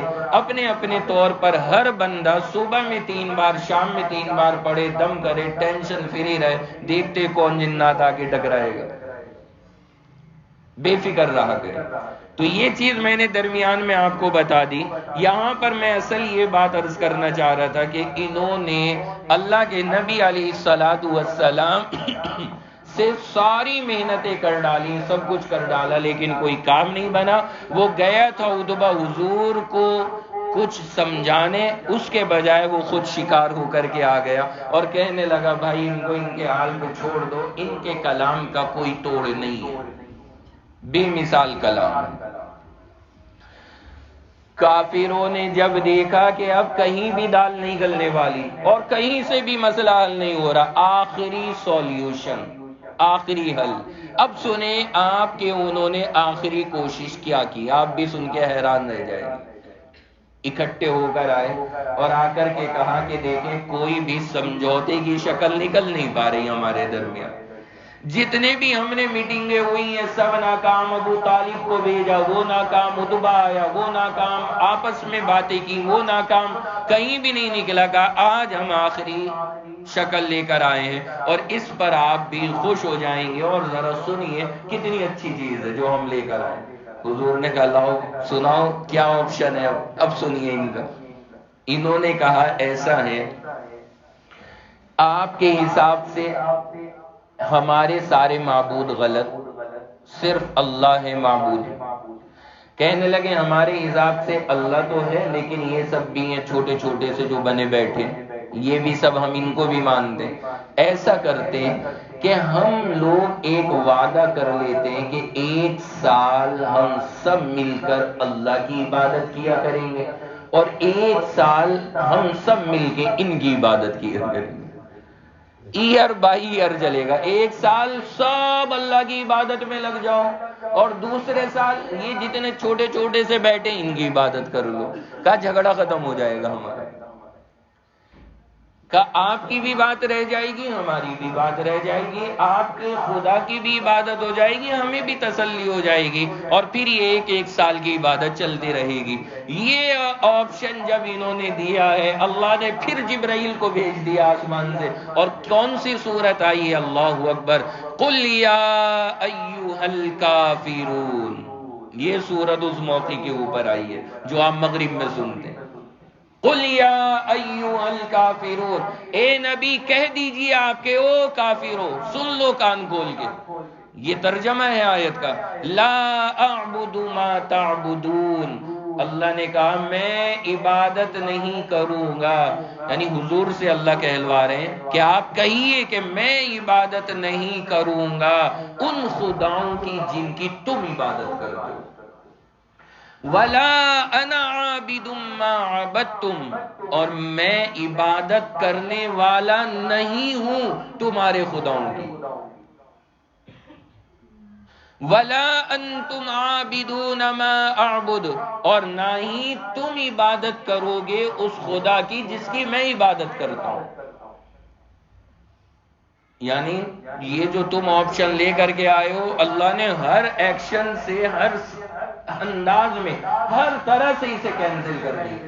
نہ تو حضور ان جھوٹے خداؤں کی عبادت کریں گے، اور نہ تم اللہ جیسے برحق معبود کی عبادت کرو گے۔ لکم دینکم ولی دین، تمہیں تمہارا طریقہ مبارک، مجھے میرا طریقہ مبارک، تم اپنے راستے رہو اور میں اپنے راستے، اور پھر آخرت میں ملیں گے اور وہاں دیکھیں گے کیا فیصلہ ہوتا ہے، لیکن یہ آپشن تمہارا بالکل نہیں چل سکتا۔ یہ انہوں نے کوشش کی تھی، اللہ نے اس کو بھی ان کے کینسل کر دیا، اور اس کا بھی کوئی حل نہیں نکلا، یہ پھر بیچارے پریشان ہو کر کے واپس ہو گئے کہ یہاں تو کوئی آپشن ہاتھ آ ہی نہیں رہا۔ یہ بڑی سوچ سمجھ کے اسکیم لائے تھے کہ ہاں یہ چیز ہو سکتی ہے، اللہ نے وہ آیتیں اتار کے قیامت تک کے لیے ختم کر دی۔ اب یا تو اللہ کا ماننے والا ہوگا بندہ، یا ان جھوٹے خداؤں کا ماننے والا ہوگا۔ ایسا نہیں ہو سکتا کہ اللہ کو بھی مانتا ہو، ان کا بھی جھوٹے خداؤں کا ماننے والا ہو، ایسا قیامت تک کبھی نہیں ہو سکتا۔ پھر بیچارے چلے گئے۔ اب واپس جانے کے بعد اب کھسیات ہو رہے ہیں، بہت زیادہ جھنجھلاہٹ ہو رہی ہے کہ حد ہو گئی، کتنے آپشن دے دیے، کتنی باتیں کر لی، لیکن ماننے کو تیار نہیں ہے، اور ہر چیز ہماری ختم کر دیتے ہیں۔ پھر آئے سارے کے سارے کافر اکٹھا ہو کے کہنے لگے اب آپشن ختم، اب کچھ ڈیمانڈ ہے ہماری، آپ وہ کرا کے دکھا دیجئے اللہ سے، پھر ہم سب ایمان لے آئیں گے۔ ہم کچھ ڈیمانڈ رکھ رہے ہیں آپ کے سامنے۔ اب ڈیمانڈوں کی لسٹ آ گئی کہ اگر آپ نے وہ سارے کام کرا دیے تو ہم مان لیں گے آپ کو۔ کیا کیا ڈیمانڈ دی ذرا وہ سن لیجیے، آپ بھی حیران ہوں گے۔ نمبر 1، پہلی ڈیمانڈ یہ کی کہ مکہ پہاڑوں کے بیچ میں ہے۔ جو حضرات گئے ہیں انہوں نے دیکھا ہوگا جہاں بھی آپ کھڑے ہوگے چاروں طرف پہاڑ ہیں۔ کہا کہ پہلی ڈیمانڈ یہ ہے کہ اللہ سے کہیے کہ ذرا ان پہاڑوں کو کھسکا دے پیچھے کو تھوڑا سا، ہمارا شہر ذرا بڑا ہو جائے گا۔ سمجھ رہے ہیں آپ حضرات کیسی، مطلب وہ کہا جاتا ہے نا کھسیائی ہوئی بلی اپنا ہی منہ نوچتی، الٹی بات ہے کہ یہ پہاڑ کھسکا دے اللہ۔ پہلی بات۔ دوسری چیز انہوں نے رکھی کہا کہ جیسے ملک شام میں ملک عراق میں نہریں بہتی ہیں ایسی نہریں اللہ یہاں پہ جاری کر دے ہمارے شہر میں، تو نہریں بہیں، پہاڑ پیچھے کو کھسک جائیں، نہریں بہ رہی ہوں، ذرا یہ نظارے ہمارے یہاں پیدا کرا دیجیے، تب مانیں گے ہم آپ کو رسول۔ اس کے بعد کہنے لگے، تیسری ڈیمانڈ سنیں، کہنے لگے کہ یا تو آپ یہ کریں کہ ہمارے جو باپ دادا مر گئے ہیں انہیں زندہ کروا دیجئے، اور وہ زندہ ہو کر کے کہہ دیں کہ ہاں یہ رسول صحیح ہے، انہیں مان لو، تو ہم سب مان لیں گے۔ یہ لو، باپ دادا کیوں زندہ ہوں گے اور کیوں ان کے کہنے سے مانو گے؟ تم نے تو حضور کو بچپن سے دیکھا، تمہارے باپ داداؤں نے تھوڑی دیکھا ہے۔ تم اپنی عقل سے تو مان نہیں پا رہے، اپنے باپ داداؤں کے کہنے سے مانو گے۔ کہنے لگے ہمارے باپ داداؤں کو زندہ کروا دیجئے، وہ تصدیق کریں گے حضور کی تو ہم مان لیں گے۔ یہ سب کیا ہیں باتیں؟ مطلب ہمیں ماننا نہیں ہے، سیدھی بات ہے۔ یہ کہنے کا مطلب ہے کہ ہمیں سدھرنا نہیں ہے۔ اس کے بعد کہنے لگے کہ اگر یہ بھی نہیں ہو سکتا تو پھر آپ کم سے کم یہ کرا دیں کہ آسمان سے اللہ ایک فرشتہ اتار دے جو کہے کہ یہ حضور ہیں، اللہ کے نبی ہیں، اور وہ فرشتہ ہمیشہ باڈی گارڈ بن کے آپ کے ساتھ رہا کرے۔ یہ لیجیے، تو وہ فرشتہ ذات میں چلتا رہے حضور کے اور ہمیں دکھتا بھی رہے کہ ہاں چل رہا ہے ساتھ میں، تب مانیں گے کہ اللہ کے نبی ہیں۔ اس کے بعد کہنے لگے کہ اگر یہ بھی نہیں تو پھر یہ کروا دیں آپ کہ اللہ آپ کو ایک باغ دے دے، اور باغ کیسا؟ مطلب کہ کھجور وجور کا نہیں، کہا کہ اللہ جیسے یہ کھجور کا باغ ہے، ایک باغ آپ کو ایسا دے کہ وہ باغ پورا سونے کا بن جائے، وہاں کا پیڑ بھی سونے کا ہو، پھل بھی سونے کا ہو، جو گھاس نکل رہی ہے وہ بھی سونے کی ہوگی، ہر چیز سونا سونا ہو، تو ایک باغ ایسا بنوا لیجیے۔ سن کر کے یہ آدمی سوچتا ہے کہ یہ مطلب نہ ماننے والی بات ہے، لیکن میں اس لیے سنا رہا ہوں کہ پتہ ہونا چاہیے آپ کو کہ جب یہ مجبور ہو گئے تو انہوں نے کیسی بےہودہ ڈیمانڈیں کی ہیں۔ اللہ کے نبی علیہ السلام سے کہا کہ ایک سونے کا باغ بنوا دیجیے۔ اس کے بعد کہنے لگے کہ اگر کچھ نہیں ہو سکتا تو آخری جو بات ہے نا وہ سن کر کے رونگٹے کھڑے ہوتے ہیں کہ انہوں نے یہ کہا کہ آپ اللہ سے کہیے کہ ہم پہ عذاب اتار دیں، اتارے اللہ عذاب، ہم دیکھ لیں گے، جب عذاب آئے گا تب مانیں گے کہ آپ اللہ کے نبی ہیں۔ یہاں تک ان کی جرات پہنچ گئی تھی اور یہ تک جملہ انہوں نے کہہ دیا کہ عذاب اتروا دیجئے۔ اللہ کے نبی نے سیدھا جواب دیا کہ کسے عذاب دینا ہے، کسے نہیں دینا، کب دینا ہے، کب نہیں دینا، یہ میرے اختیار میں نہیں ہے، یہ اللہ کا فیصلہ ہے۔ میرے کہنے سے تھوڑی اللہ عذاب بھیج دے گا، ہاں جب اللہ بھیجنا چاہے گا تو پھر میرے کہنے سے وہ کینسل بھی نہیں ہوگا، اگر اللہ کا فیصلہ ہو گیا۔ تو یہ ساری چیزیں انہوں نے اللہ کے نبی کے سامنے رکھی۔ حضور نے جب ساری باتوں پہ منع کر دیا تو ایک شخص کھڑا ہوا، اس کا نام تھا عبداللہ ابن ابی امیہ۔ وہ کہنے لگا کھڑے ہو کر کے ہم نے اتنی ساری باتیں رکھی ہیں آپ کے سامنے، آپ نے ایک بھی قبول نہیں کی، کوئی ایک تو قبول کرتے، یہ پہاڑ کھسکوا دیتے، نہریں بہا دیتے، سونے کے محل یا بنگلے یا باغ بنوا دیتے، یا کوئی بھی چیز ایک کر کے تو دکھاتے، ہم نے اتنے سارے آپشن دیے تھے آپ کو، آپ نے کچھ نہیں کر کے دکھلایا۔ تو پھر اس کے بعد وہ بولا، عبداللہ ابن ابی امیہ وہ بولتا ہے کہ اب سنیے، اب ان کی وہ حقیقت آ رہی ہے، اب آپ سنیں گے جو ان کی تھی اصل کیفیت۔ کہنے لگا کہ اگر آپ سیڑھی لگا کر آسمان پہ چلے جائیں، سیڑھی لگا کر کے اگر آسمان پہ چلے جائیں اور ہمیں دکھ رہا ہو آپ کا جانا، سیڑھی سے آپ جا رہے ہیں آسمان پہ، اور آسمان پہ جا کر اللہ سے لکھوا کر کے لے آئیں کہ یہ میرے نبی ہیں،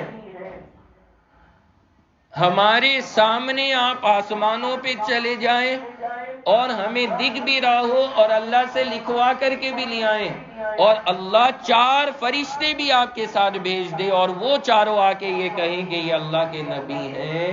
عبداللہ ابن ابی امیہ نے کہا ہم پھر بھی آپ کو نبی نہیں مانیں گے، ہم پھر بھی نبی نہیں مانیں گے۔ اب آئی وہ بات نکل کر کے کہ وہ ساری جو باتیں یہ کہہ رہے تھے خالی ٹالنے والی بات تھی یا بہانے بازیاں تھی، یہ کوئی حقیقت نہیں تھی کہ اگر وہ معاملات ان کے ساتھ کر دیے جاتے تو یہ کوئی ایمان لے آتا، ایسا کچھ نہیں تھا۔ یہ صرف ایک ان کی ڈرامے بازیاں تھی جو اس جملے سے سمجھ میں آ جاتی ہے۔ کھلا کہہ دیا کہ ہم نہیں مانیں گے۔ یہ معاملہ اللہ کے نبی کے ساتھ میں ہوا۔ یہ عبداللہ ابن ابی امیہ یہ کون ہیں؟ ان کے بارے میں آپ حضرات یاد رکھنا، یہ حضور علیہ السلام کی پھوپھی، آپ کے پھوپھی زاد بھائی ہیں۔ کیا ہیں حضور کے پھوپھی زاد بھائی؟ یعنی حضور کی جو پھوپھو ہیں آپ ان کے بیٹے ہیں، عبداللہ ابن ابی امیہ پھوپھو کے بیٹے ہیں۔ اور حضور سے ان کی ایک اور رشتہ داری ہے، اللہ کے نبی کی بیوی ہے ایک ام سلمہ، آپ سب نے نام سنا ہوگا حضرت ام سلمہ، ان کے سگے بھائی ہیں۔ تو ان کے سگے بھائی بھی ہیں، حضور سے بھی رشتہ داری ہے، یہ تمام معاملات ہیں۔ اور انہوں نے یہ جملہ کہا وہاں پر کہ ہم کبھی بھی آپ کو نہیں مان سکتے، چاہے آپ آسمانوں پہ چلے جائیں لکھوا کے لے آئیں اور 4 فرشتے آپ کے ساتھ آ جائیں، ہم تب بھی آپ کو نبی نہیں مانیں گے۔ اس کے بعد یہ جو عبداللہ ابن ابی امیہ ہے، اللہ کی قدرت کے فیصلے دیکھیے، آج یہ شخص کھڑا ہو کر کے کہہ رہا ہے چاہے آسمانوں پہ جائیے، پیغام لکھوائیے، 4 فرشتے ساتھ میں آئے تب بھی نہیں مانوں گا۔ لیکن مکہ جب فتح ہوا ہے، فتح مکہ سے پہلے حضور کے پاس آتے ہیں، یا رسول اللہ مجھے مسلمان بنا دیجیے۔ یہی شخص ہیں عبداللہ ابن ابی امیہ۔ آپ ابھی سیرت کی کتابیں اٹھا کے دیکھیں گے، جہاں کہیں نام آتا ہے وہاں ان کے نام کے ساتھ رضی اللہ عنہ لکھا جاتا ہے، کیونکہ صحابی بنے والے اس وقت میں یہ دعوے تھے۔ اور بعد میں یہ، اسی لیے میں کہا کرتا ہوں کہ میرے نبی کا سب سے بڑا کمال یہ ہے کہ ایسے دشمنوں کو اپنا بنا لیا۔ اس سے بڑا معجزہ اور کیا ہوگا کہ ایسے کٹر ظالموں کو نبی نے اپنا دیوانہ بنا لیا۔ یہ ہے میرے نبی کا سب سے بڑا معجزہ، جس سے بڑا کوئی آپ کا معجزہ نہیں ہو سکتا۔ جو یہ جملے کہہ رہا ہو کہ آسمانوں پہ جاؤ، وہاں سے آؤ، فرشتے کہیں، اللہ لکھ کے دیں تب بھی نہیں مانوں گا، اور پھر وہ آگے گئے یا رسول اللہ میں مسلمان ہونا چاہتا ہوں، اور پھر صحابہ میں وہ شریک ہو جائے۔ کتنی بڑی بات ہے، یہ صحابی بنے ہیں اور حضور کے ساتھ پھر انہوں نے جنگوں میں شرکت کی ہے، اور آخر میں اللہ نے انہیں طائف والی جنگ کے اندر شہادت بھی عطا فرما دی، شہید ہوئے ہیں اور ہمیشہ کے لیے اعلیٰ درجے کی جنت کے اندر گئے ہیں۔ یہ ہیں عبداللہ ابن ابی امیہ۔ پہلے حال کیا تھا لیکن خاتمہ کیسا ہوا ہے، یہ ہے کہ بندہ اگر غلط ہو، کتنا بھی غلط ہو، لیکن اگر توبہ کر لے اللہ کے یہاں ساری خطائیں ختم، پھر اللہ اسے اپنا محبوب بنا لیتے ہیں۔ اس کا بہت بڑا نمونہ عبداللہ ابن ابی امیہ ہے۔ تو یہ چیزیں میں نے آپ کے سامنے عرض کر دی ہیں کہ یہاں پر انہوں نے ایسے بیہودہ سوالات کیے، لیکن اللہ نے، ظاہر سی بات ہے ان کی ڈیمانڈ پوری کرنے کا کوئی مطلب نہیں بنتا تھا۔ اگر ان کی ڈیمانڈ پوری بھی کر دی جاتی یہ تب بھی نہیں مانتے، اور پھر اللہ کا عذاب آتا ان کے اوپر۔ اس لیے اللہ نے ان کی نہ تو کوئی یہاں ڈیمانڈ پوری کی، نہ ہی ان کی جاہلانہ باتوں کا کوئی جواب دیا۔ لیکن حضور علیہ السلام کی زندگی آپ سمجھیں کہ کس دور سے یہ گزر رہی ہے اور کتنی محنت آپ نے دین کی دعوت کے لیے فرما ہے۔ یہاں تک کی باتیں آج میں نے عرض کی ہیں آپ کے سامنے۔ آئندہ ہفتے جو ہمارا عنوان شروع ہوگا اس کی جو ایک بات ہے وہ خاص وہ میں بتا دیتا ہوں آپ کو، کہ آئندہ ہفتے ہمارا یہ عنوان آئے گا کہ جب یہ مکہ کے کافر بالکل مایوس ہو گئے اور انہوں نے اپنے ہتھیار ڈال دیے۔ 2 ہفتوں سے آپ نے ان کے سارے ہتھ کنڈے سنے، پچھلے ہفتے بھی انہی کے حالات آئے تھے، آج بھی آپ نے ان کی ساری محنتیں سنی۔ جب یہ ہر طرح سے ناکام ہو گئے تو انہوں نے پھر مدینہ میں یہودیوں سے مدد لی۔ کہ تم کچھ ایسے پوائنٹ بتاؤ کہ یہ نبی ہے یا نہیں، یہ ہمیں پہچان ہو جائے کہ یہ واقعی نبی ہے یا نہیں۔ تو یہودیوں نے انہیں 3 باتیں بتائیں کہ تم جا کر کے اپنے نبی سے 3 سوال کرنا، اگر وہ ان میں سے 2 کا جواب دیں اور 1 کا جواب نہ دیں تو سمجھنا کہ یہ نبی ہیں، اور اگر تینوں کا جواب دے دیں تو نبی نہیں، یا تینوں کا جواب نہ دیں تب بھی نبی نہیں، 2 کا جواب دیں گے 1 کا جواب نہیں دیں گے تو نبی سمجھ لینا۔ 3 سوالات بنا کے دیے کہ ان سے پوچھنا غار والوں کا قصہ کیا تھا، غار والوں کا قصہ۔ ابھی بس میں سوال بتا رہا ہوں، انشاءاللہ یہ قصے کی کچھ خاص چیز ہے وہ آئندہ ہفتے بتاؤں گا، کون غار والے، کہاں غار والے، کون تھے، کیا تھے۔ دوسرا سوال کیا کہ وہ شخص بتائیے جس نے مشرق سے مغرب تک ساری زمین کو کور کیا ہو، وہ کون شخص تھا؟ تو یہ دوسرا سوال کیا۔ اور تیسرا سوال کہ یہ بتائیے کہ روح جو انسان کے بدن میں ہوتی ہے اس کی کیا کیفیت ہے۔ یہ 3 سوال ہیں، یہ لے کر آئے ہیں، اب کیسے پیش کیے اور حضور نے ان کے کیسے جوابات دیے ہیں وہ انشاءاللہ آئندہ ہفتے آئیں گے۔ اللہ سے دعا فرمائیں اللہ خود مجھ کو بھی اور آپ تمام حضرات کو حضور علیہ السلام کی مبارک سیرت اور مبارک زندگی پر عمل کرنے کی توفیق عطا فرمائے۔ وآخر دعوانا ان الحمد للہ رب العالمین۔ سب سے پہلی چیز آج آپ کو جو بتائی ہے، پہلے وہ بتا دیں آپ کہ صفا پہاڑی پر، جو صفا پہاڑی ہے اس پہاڑی پر کون ملا حضور کو؟ ابو جہل وہاں ملا، اس نے آپ کو ستایا، تکلیف پہنچائی۔ پھر یہ خبر ایک باندی نے کس کو بتائی؟ حمزہ کو۔ تو حضرت حمزہ نے جا کر کے کیا کیا؟ اس کا سر پھوڑ دیا۔ کیا کیا؟ سر پھوڑ دیا۔ تو یہ حضرت، اور وہاں پہ کھڑے ہو کے اعلان کیا کہ ہاں میں مسلمان ہوں، اور اگلے دن پھر حضور کے پاس آ کے اپنے حق میں دعا کرائی۔ اس کے بعد اگلی چیز میں نے عرض کی کہ حمزہ سے کتنی رشتہ داریاں؟ 3۔ نمبر 1 حضور کے کیا ہیں؟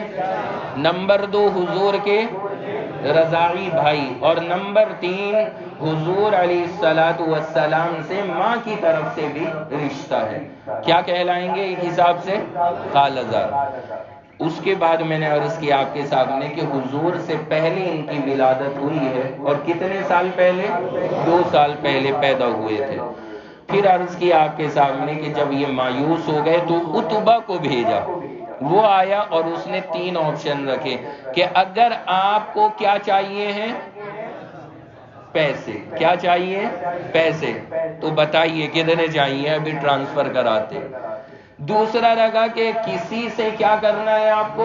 نکاح، بتائیے ابھی اس کو حاضر کرتے۔ اور تیسرا رکھا کہ آپ سردار بننا چاہیں تو ہم اپنا سردار بناتے۔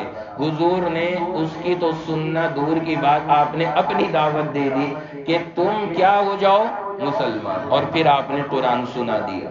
پھر اس کے بعد عرض کیا کہ جب ساری تدبیریں ناکام تو پھر آئے کہ 1 سال کا سمجھوتا کر لیتے کہ 1 سال ہم سب مل کے کس کی عبادت کریں گے؟ آپ کے اللہ کی، اور 1 سال ہم سب مل کے کس کی کریں گے؟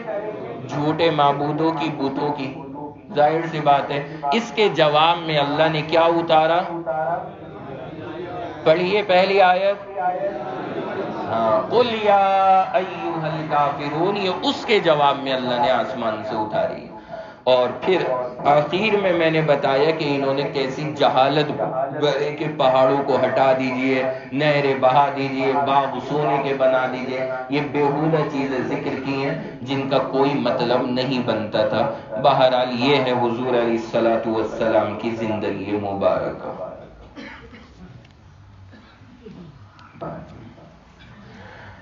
کتب اور ابدال کے بارے میں بتائیں اور ان کی پہچان بتائیں۔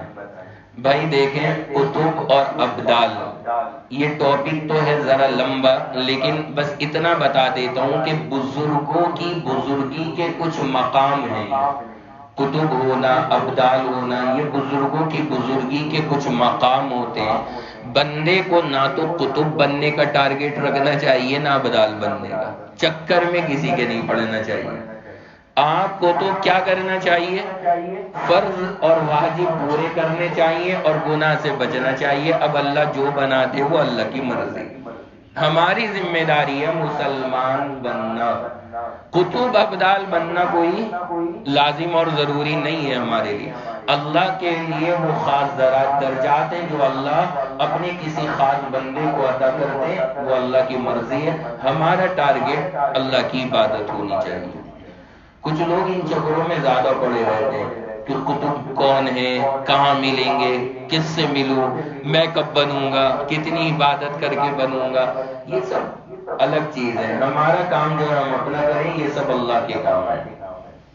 اگر کوئی شخص کھانے کے اوپر کو چلا جائے تو اس کو کھانا چاہیے یا نہیں؟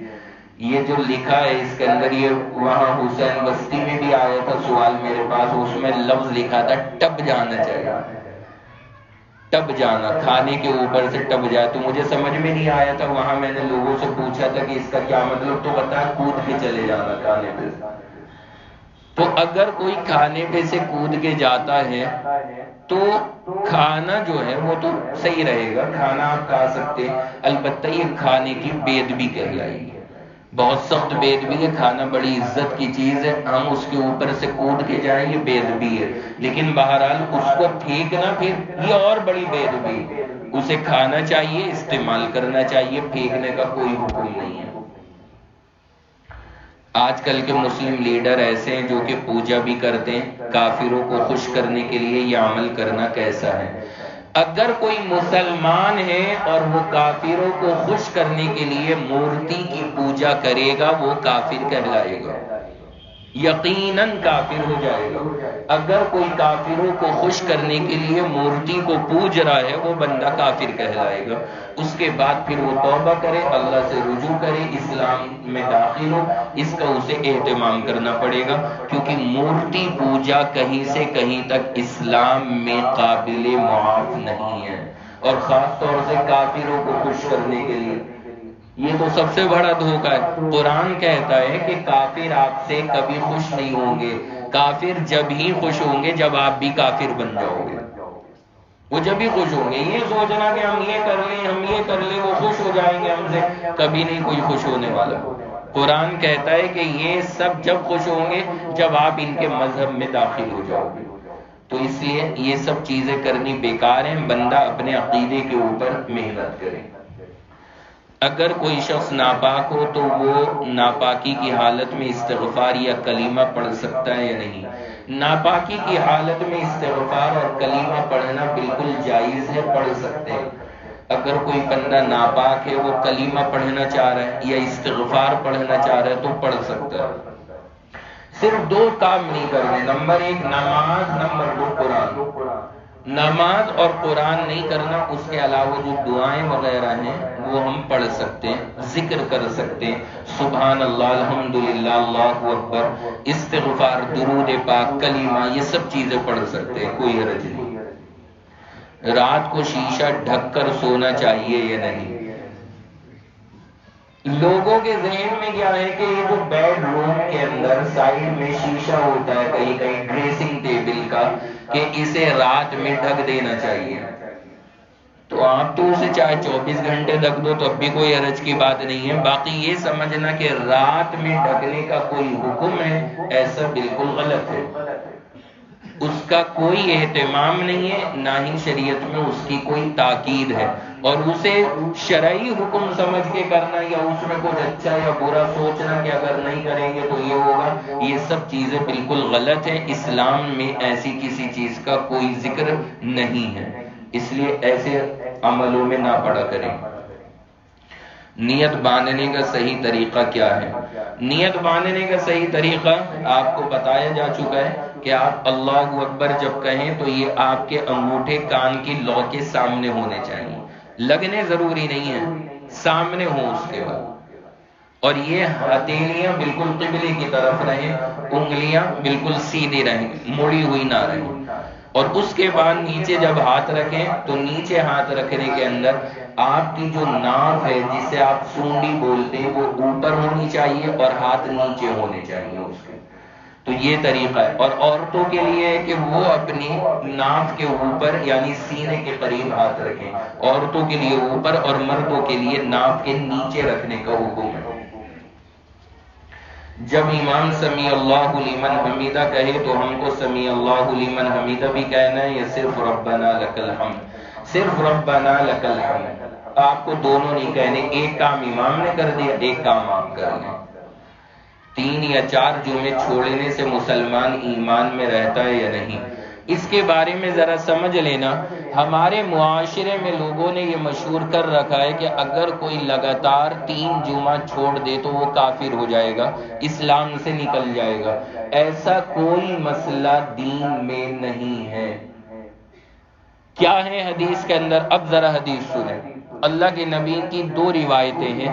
ایک میں آتا ہے کہ جو بندہ لگاتار 3 جمعے سستی کی وجہ سے چھوڑ دے اللہ اس کے دل پر مہر لگا دیتے. یعنی اب جلدی صحیح راستہ بندے کے دل میں نہیں اترنے والا، لیکن توبہ کر لے تو بہرحال وہ مہر بھی ختم ہو جائے گی. اور دوسری روایت میں آتا ہے کہ وہ شخص منافقوں میں لکھ دیا جاتا ہے. یعنی جس نے 3 جمعے لگاتار چھوڑ دیے منافقوں میں لکھ دیا جاتا ہے. اللہ سے توبہ کر لے تو پھر صحیح مسلمان بن جائے گا. لیکن کافر ہونا یہ بالکل غلط ہے جو مشہور ہے ہمارے یہاں. کافر نہیں ہوتا، نہ ہی یہ کہیں مسئلہ ہے اور نہ ہی کسی حدیث کی کتاب میں ایسا موجود ہے. اس لیے ذرا سوچ سمجھ کے الفاظ استعمال کیا کریں. بہت سارے الفاظ ہیں جو ہم لوگ ایسے ہی استعمال کر لیتے.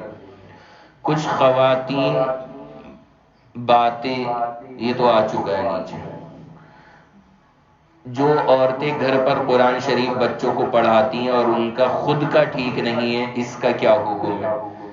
یہ تو ایسے ہی ہو گئے نا کہ کوئی نیم ملا ہے اس سے آپ دین سیکھنے لگو. نیم حکیم ہے، ابھی ڈاکٹری میں ایڈمیشن ہوا ہے، وہ آیا، آپ نے کہا کہ بھائی ذرا میرا پتری کا آپریشن ہونا، ذرا کر دے گھر میں کو لٹا کے.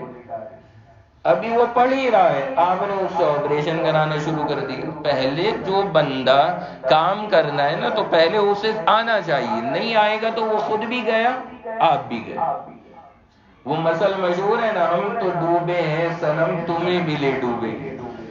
ہمارے تو ہے ہی بیڑا غرق، وہ دوسرے کو بھی لے کر کے جائے گا. ایسے ہی وہ عورتیں ہیں کہ جو خود تو غلط پڑھ رہی ہیں وہ دوسرے کو بھی غلط سکھا رہی ہیں. الف بے تے سے، یہ جنہیں کون سا لے کر کے آ گئی الفاظ. قرآن میں تو یہ ہے ہی نہیں ایسے الفاظ. تو اس لیے ان باتوں کا دھیان کریں. اگر عورتوں کو قرآن نہیں آتا اور صحیح سنت کے مطابق تجوید کے مطابق نہیں پڑھ سکتی تو ان کو چاہیے کہ خود نہ سکھائیں. صحیح علماء، صحیح حفاظ جو موجود ہوں محلے میں ان کے حوالے کرنا چاہیے کہ وہ سکھائیں. کیونکہ خود بھی غلط ہے تو سکھائیں گی بھی غلط، اس لیے پھر وہ غلطی پھیلتی چلے گی. بچی کا بوسہ والد لے سکتے ہیں یا نہیں؟ دیکھیں یہ بڑا اہم مسئلہ ہے، اس کو ذرا سمجھ لیجئے. بچی کا بوسہ لینا باپ کے لیے، جب تک وہ عمر ہے بچی کی جو ایک بچپنے والی کیفیت ہوتی ہے اس عمر تک تو کوئی مسئلہ نہیں ہے، کوئی حرج نہیں ہے. لیکن جب بچی تھوڑی بڑی ہو جائے، مطلب 9-10 سال کی عمر کو پہنچ جائے، پھر بڑا پن آ جاتا ہے بچیوں میں، تو پھر باپ کو ان کاموں سے احتیاط رکھنی چاہیے. مناسب نہیں. وجہ کیا ہے اس کی؟ وجہ میں پہلے بتا چکا ہوں کہ اگر اس موقع کے اوپر، میں یہ نہیں کہتا کہ کسی کی نیت میں خرابی ہے یا کچھ ہے، لیکن شیطان جو ساتھ میں لگا ہوا ہے وہ کس وقت کیا خیال پیدا کر دے کوئی گارنٹی نہیں ہے. اگر ذرا سی شہوت کی کیفیت پیدا ہو گئی اللہ نہ کرے تو پھر بیوی سے نکاح کا مسئلہ خراب ہو جائے گا. تو اس لیے بندے کو بہت احتیاط رکھنی چاہیے. ویسے بھی ذرا تہذیب کے خلاف ہے. جب بچی بڑی ہو جائے تو پھر اس کے ساتھ ایسے معاملات نہیں رکھنے چاہیے. البتہ اگر ادب میں، احترام میں باپ اگر بوسہ دینا چاہ رہا ہے تو بچی کے سر پر بالوں پہ بوسہ دے دینا یا ماتھے پر بوسہ دے دینا، جیسے مثلا رخصتی ہو رہی ہے، باپ نے بچی کے ماتھے کو چوم لیا یا سر پہ بوسہ دے دیا، اس کی گنجائش ہے، یہ کیفیت الگ ہو گئی۔ لیکن آپ سمجھ رہے ہوں گے کہ شریعت جو ہے نا وہ آپ کی نیت پہ شک نہیں کر رہی ہے لیکن خطرے سے بچا رہی ہے، اس لیے آپ ایسا کوئی عمل نہ کریں جو آپ کے لیے یا آپ کے گھر والوں کے لیے شرمندگی کا بعد میں ذریعہ بن سکتا ہو۔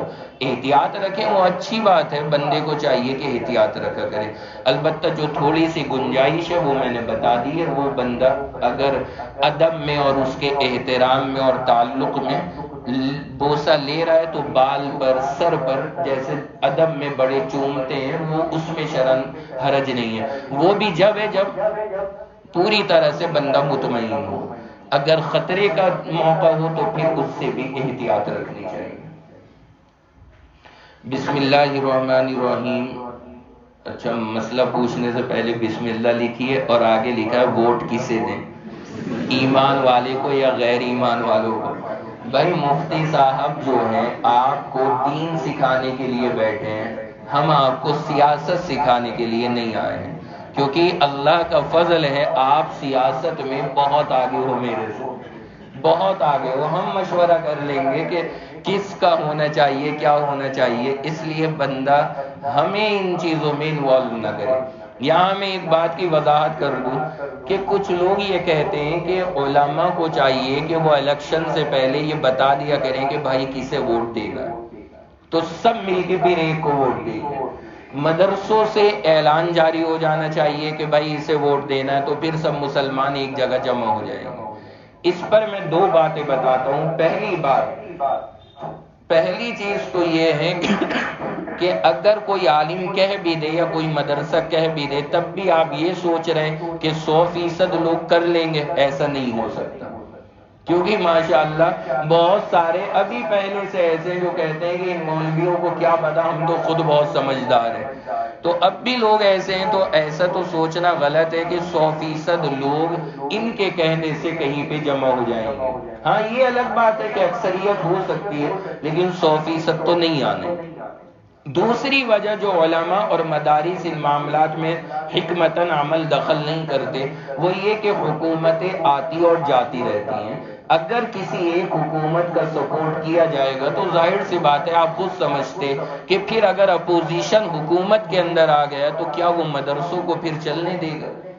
کیا وہ ان نظام کو باقی رہنے دے گا اگر وہ کھل کر کے ان کی مخالفت کر رہے ہیں؟ ویسے ہی بڑے مسئلے ہیں مدرسوں کے سامنے، اگر یہ حالات بھی کھڑے ہو جائیں تو پھر حکومتی سطح پر مدرسوں کو چلانا کتنا بڑا مسئلہ بن جائے گا وہ آپ خود سمجھ سکتے ہیں۔ اس لیے حکمتاً علماء اور مدارس خاموش رہتے۔ اللہ نے آپ سب کو بھی سمجھ دی ہے، آپ کو بس یہ دیکھنا چاہیے، میں اتنی بات کہتا ہوں کہ مسلمان کے حق میں کیا بہتر ہے اس کو دے دیں۔ آپ خود غور کر لیں کہ اس وقت میں مسلمان کے حق میں کیا بہتر ہے، جو آپ کو لگے کہ ہاں یہاں ووٹ دینے سے مسلمان کے حق میں زیادہ فائدہ ہو سکتا ہے، آپ وہاں پہ ووٹ دے دیں، پھر انشاءاللہ اللہ کے یہاں بھی کوئی پکڑ نہیں ہوگی۔ اگر بلی روتی ہے تو کوئی نقصان ہوتا ہے کیا؟ گھر میں عورت کو رلاتے تب تو ڈرتے نہیں، بلیوں کے رونے سے ڈرتے۔ ارے جانوروں کے رونے سے یا ان چیزوں سے نہیں فرق پڑ رہا، انسانوں کے آنسو ختم کیجیے۔ کتنے لوگوں کے گھروں میں ظلم ہو رہے ہیں، زیادتیاں ہو رہی ہیں، بیویوں کے حقوق نہیں ادا کرتے، انہیں ستا رہے ہیں، انہیں رلا رہے ہیں، اور بلی کے رونے کی ٹینشن لے رہے ہیں۔ وہ رو رہی ہوگی، اس کا بیچاری کا دل کر رہا ہے، کوئی وجہ رہی ہوگی اس کے رونے کی، وہ ٹھیک ہے، ہم سے جو اللہ پوچھے گا وہ بلی یا کتے کا رونا نہیں پوچھے گا، اللہ بیوی کا رونا پوچھے گا کہ یہ روئی تھی تم نے کیا کیا تھا۔ یا تم نے ظلم تو نہیں کیا تھا، تو ہمیں اس کی فکر کرنی چاہیے۔ ہم کتے بلی پہ زیادہ جلدی پہنچ جاتے۔ ایسے ہی لوگ لکھ کر کے، وہ پہلے بھی آیا تھا کہ چیل کو گوشت کھلانا، بھائی پہلے انسانوں کو کھلا لو، اس کے بعد میں ان چیزوں کی فکر کرنا۔ ہم اور آپ غلط جگہ پہ پہلے پہنچتے، پہلے جو صحیح جگہ ہے جہاں اللہ نے حقوق رکھے ان کو ادا کرنے کا اہتمام کیا کریں۔ اگر کسی عورت کو حمل ہو 2 یا 3 مہینے کا اور اس کے شوہر کا انتقال ہو جائے، جب ولادت نہ ہو تب تک عدت کرنی پڑے گی یا نہیں؟ دیکھیں، اگر حمل سے ہے عورت تو پھر اس کی عدت بچے کے پیدا ہونے پہ ختم ہوگی، یہ طے شدہ بات ہے۔ جو حمل سے ہے اس کے لیے کوئی اور عدت نہیں، اس کے لیے بچے کی ولادت عدت ہے۔ اور اگر طلاق پڑ جائے تو وہ میں بتا چکا ہوں آپ کو، کتنی عدت ہے طلاق کی؟ ہاں 3 مہینے، 3 پیریڈ عدت ہے، 3 مہینے نہیں، یہ غلطی نہ کیا کریں۔ 3 بار جب وہ مخصوص ایام آ جائیں، جب تیسری بار آ کے پاک ہوگی تو عدت ختم ہو جائے گی۔ اور اگر طلاق پڑ جائے تب عدت جو ہے 4 مہینے 10 دن ہے۔ صحیح بتا رہا ہوں؟ طلاق میں کتنی بتائی؟ 3 بولے نا بھائی، آپ گھبراتے کیوں ہیں؟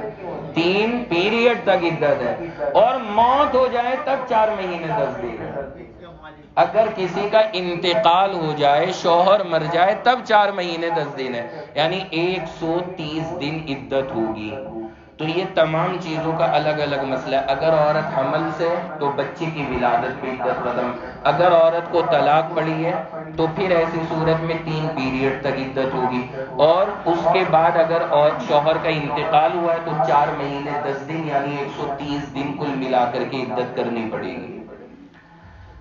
اگر پینٹ کے اوپر پیشاب کے چھینٹے آ جائیں تو 3 بار صاف کر سکتے ہیں یا نہیں؟ صاف کرنے سے کیا مطلب بنتا ہے؟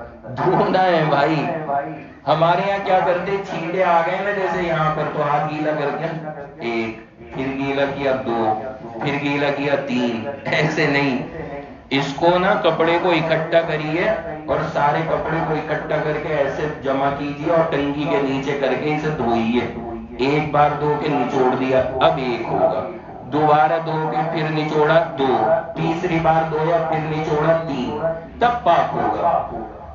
صرف ایسے ہاتھ پھیرنے سے نا وہ پیشاب اور پھیلے گا، پاک نہیں ہوگا کپڑا۔ تو اس کا دھیان رکھا کریں، چونکہ یہ غفلت ہے ہمارے معاشرے میں اور کچھ لوگ اسی طرح سے عمل کرتے ہیں۔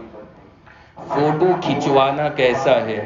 جائز نہیں ہے، اجازت نہیں ہے شرعاً فوٹو کھنچوانے کی۔ ہاں البتہ ضرورت میں کہیں آپ کو پاسپورٹ کا مسئلہ ہے یا ID کا مسئلہ ہے، اس میں شریعت نے اجازت دی، تو اپنے فوٹو نہ کلک کرایا کریں۔ ہاں البتہ آپ کہیں گے کہ کہیں کہیں ہم جاتے ہیں، بڑے خوبصورت منظر ہوتے ہیں، تو وہاں پہ ذرا سیلفی ویلفی لینے کا دل کرتا ہے، فوٹو لینے کا دل کرتا ہے، گھر والوں کو دکھانا ہے، تو اس میں آپ اس جگہ کا لیا کریں نا، وہ جائز ہے۔ اس میں کسی کی تصویر نہ لیا کریں، کسی جاندار کی شکل نہ لیں، اس جگہ کے نظاروں کا لے لیں، وہ جائز ہے، شریعت نے اسے جائز قرار دیا۔ کسی کی تصویر جاندار کی لینا وہ غلط ہے، تو اس سے اپنے آپ کو بچا کے رکھیں۔ خالی قینچی چلانا کیسا ہے؟ کچھ لوگ ہوتے ہیں قینچی چلا رہے ہیں بیٹھے ہوئے، مزہ آ رہا ذرا سا ویسی حرکت کرنے میں، اچھا چلو یہ تو ہے ہی بیچارہ جو چلا رہا، مجبور آدمی۔ کچھ لوگ اس پہ جو مسئلہ بتاتے ہیں نا، وہ یہ بتاتے ہیں کہ اگر کوئی ایسے قینچی چلائے تو گھر میں لڑائیاں ہو جاتی ہیں۔ یہ غلط ہے، یہ غلط ہے بات، گھر میں لڑائی وڑائی نہیں ہوتی ہے، یہ سب غلط باتیں۔ البتہ خالی قینچی چلانا ایک فضول کام ہے، اور فضول کام سے بندے کو بچنا چاہیے، لیکن اس کے ساتھ میں لڑائی کا جوڑنا وہ غلط ہے۔ ایسی کوئی تاثیر قینچی میں نہیں ہے کہ جس سے گھر میں لڑائیاں ہو جائیں۔ اگر کام کرتے وقت موبائل میں فلم دیکھنے سے روزی حرام ہوگی یا نہیں؟ آپ کام کر رہے ہیں، مثلا آپ حوضری کے کام میں لگے ہوئے ہیں، کپڑا کاٹ رہے ہیں اور فلم بھی چلا رکھی ہے، تو آپ کو فلم کا گناہ ملے گا، روزی آپ کی حرام نہیں ہوگی، کیونکہ بہرحال وہ آپ محنت کر رہے ہو، اس کی کمائی کھا رہے ہو، وہ حرام نہیں ہوگی، البتہ وہ فلم دیکھنے کا گناہ ہوگا۔ گانا سن رہے ہیں، اس گانے سننے کا گناہ ہوگا، لیکن روزی حرام نہیں کہلائے گی۔ ایک سوال ہے آپ سے کہ خواتین گھر پر جمعہ کا اہتمام نہیں کرتی ہیں، 100% میں سے 50 ہی کرتی ہوں گی، تو بھائی وہ 50 بھی کیوں کر رہی؟ ضرورت کیا ہے؟ عورتوں پہ جمعہ ہے ہی نہیں، عورت کے اوپر جمعہ ہے نہیں تو وہ کر کیوں رہی ہے اہتمام؟ جس نے سوال پوچھا ہے وہ بیچاری یہ چاہ رہی ہوگی کہ یہ بتائیں کہ 100% سب کرو۔ میرے بھائی جو 50 بھی کر رہی ہیں نا وہ بھی غلط کر رہی ہیں، انہیں جمعہ نہیں پڑھنا، انہیں کیا پڑھنی ہے؟ ظہر پڑھنی ہے۔ اور اگر کوئی عورت جمعہ پڑھ رہی ہے گھر کے اندر اور ظہر چھوڑ رہی ہے وہ گناہ گار ہے، اسے چاہیے کہ جمعے ہی اپنے بند کرے، کیونکہ گھر میں کمرے میں جمعے نہیں ہوتے۔ تو یہ جمعے کی کیفیت نہیں ہے، عورت کے لیے جمعہ نہیں، عورت کے لیے عید نہیں۔ تو جو عورتیں پڑھ بھی رہی ہیں نا 50%، میری درخواست ہے وہ بھی بند کر دیں، اپنی ظہر کی نماز پڑھا کریں، ظہر کی نماز اصل ہے، ظہر ان کو پڑھنی پڑے گی، جمعہ ان کا ادا نہیں ہوگا۔ اس طرح سے جمعے کی نماز شریعت میں معتبر نہیں مانی۔ دعا فرمائیں۔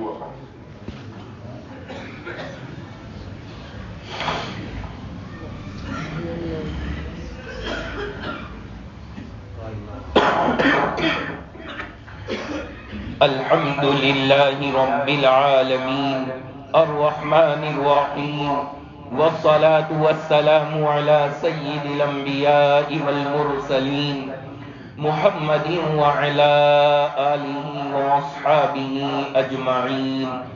یا اللہ ہم سب کے ساتھ رحم کا، کرم کا، فضل کا معاملہ فرما۔ اللہ ہماری خطاؤں کو، لغزشوں کو، غلطیوں کو اپنے فضل و کرم سے معاف فرما۔ اے اللہ ہم سب کو حضور کی ایک ایک سنت اور ایک ایک ادا پہ عمل کی توفیق عطا فرما۔ اللہ حضور کی سنتوں سے محبت عطا فرما۔ اللہ ہمیں گناہوں سے بچنا آسان فرما۔ یا اللہ جتنے افراد یہاں مجلس میں موجود ہیں، ان میں جو بھی بیمار ہیں سب کو شفا عطا فرما۔ اللہ جو بھی مقروض ہیں ان کے قرضوں کی ادائیگی کے اسباب پیدا فرما۔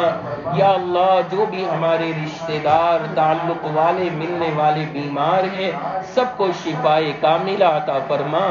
اے قریب اللہ ہم سب کا خاتمہ ایمان پہ فرما۔ اللہ اسلام پہ ہمیں موت عطا فرما۔ اے اللہ آگے آنے والا جو الیکشن کا موقع ہے یا اللہ اس میں مسلمانوں کے حق میں خیر اور بھلائی کا انتخاب فرما۔ اللہ یقیناً ہم لوگ بڑے خطاوار اور مجرم ہیں، یا اللہ جیسے ہمارے اعمال ہیں ویسے ہمارے حاکم ہوں گے۔ یا اللہ یہ بات ہمارے نبی نے ہمیں بتا دی ہے، یا اللہ لیکن ہم اللہ کمزور بندے ہیں، ہمیں آزمائشوں میں مبتلا مت فرمانا۔ یا اللہ ہمیں آزمائشوں سے محفوظ فرما۔ یا اللہ جو بھی مسلمانوں کے حق میں خیر ہو اس کے فیصلے فرما۔ اللہ جس سے امن و امان قائم ہو اور جس سے سکون کی زندگی ہو اللہ ہمیں وہ چیزیں عطا فرما۔ یا اللہ ہم سب کو ہر کام میں حضور کا اتباع نصیب فرما۔ اللہ جو بغیر نکاح کے ہیں انہیں اچھے رشتے عطا فرما، جو بے اولاد ہیں انہیں نیک اولاد عطا فرما۔ اے اللہ اس مجلس میں ہم نے جو بھی مانگا ہے عطا فرما، اور جو ضروری ہو اور مانگنے سے رہ گیا ہو میرے اللہ بغیر مانگے عطا فرما۔ یا اللہ ہماری ان تمام دعاؤں کو ہمارے آقا سرور دو عالم جناب رسول اللہ صلی اللہ علیہ وسلم کے صدقے طفیل میں قبول فرما۔ وصلی اللہ تعالی علی خیر خلقہ محمد وعلی آلہ واصحابہ اجمعین برحمتک یا ارحم الراحمین، آمین یا رب العالمین۔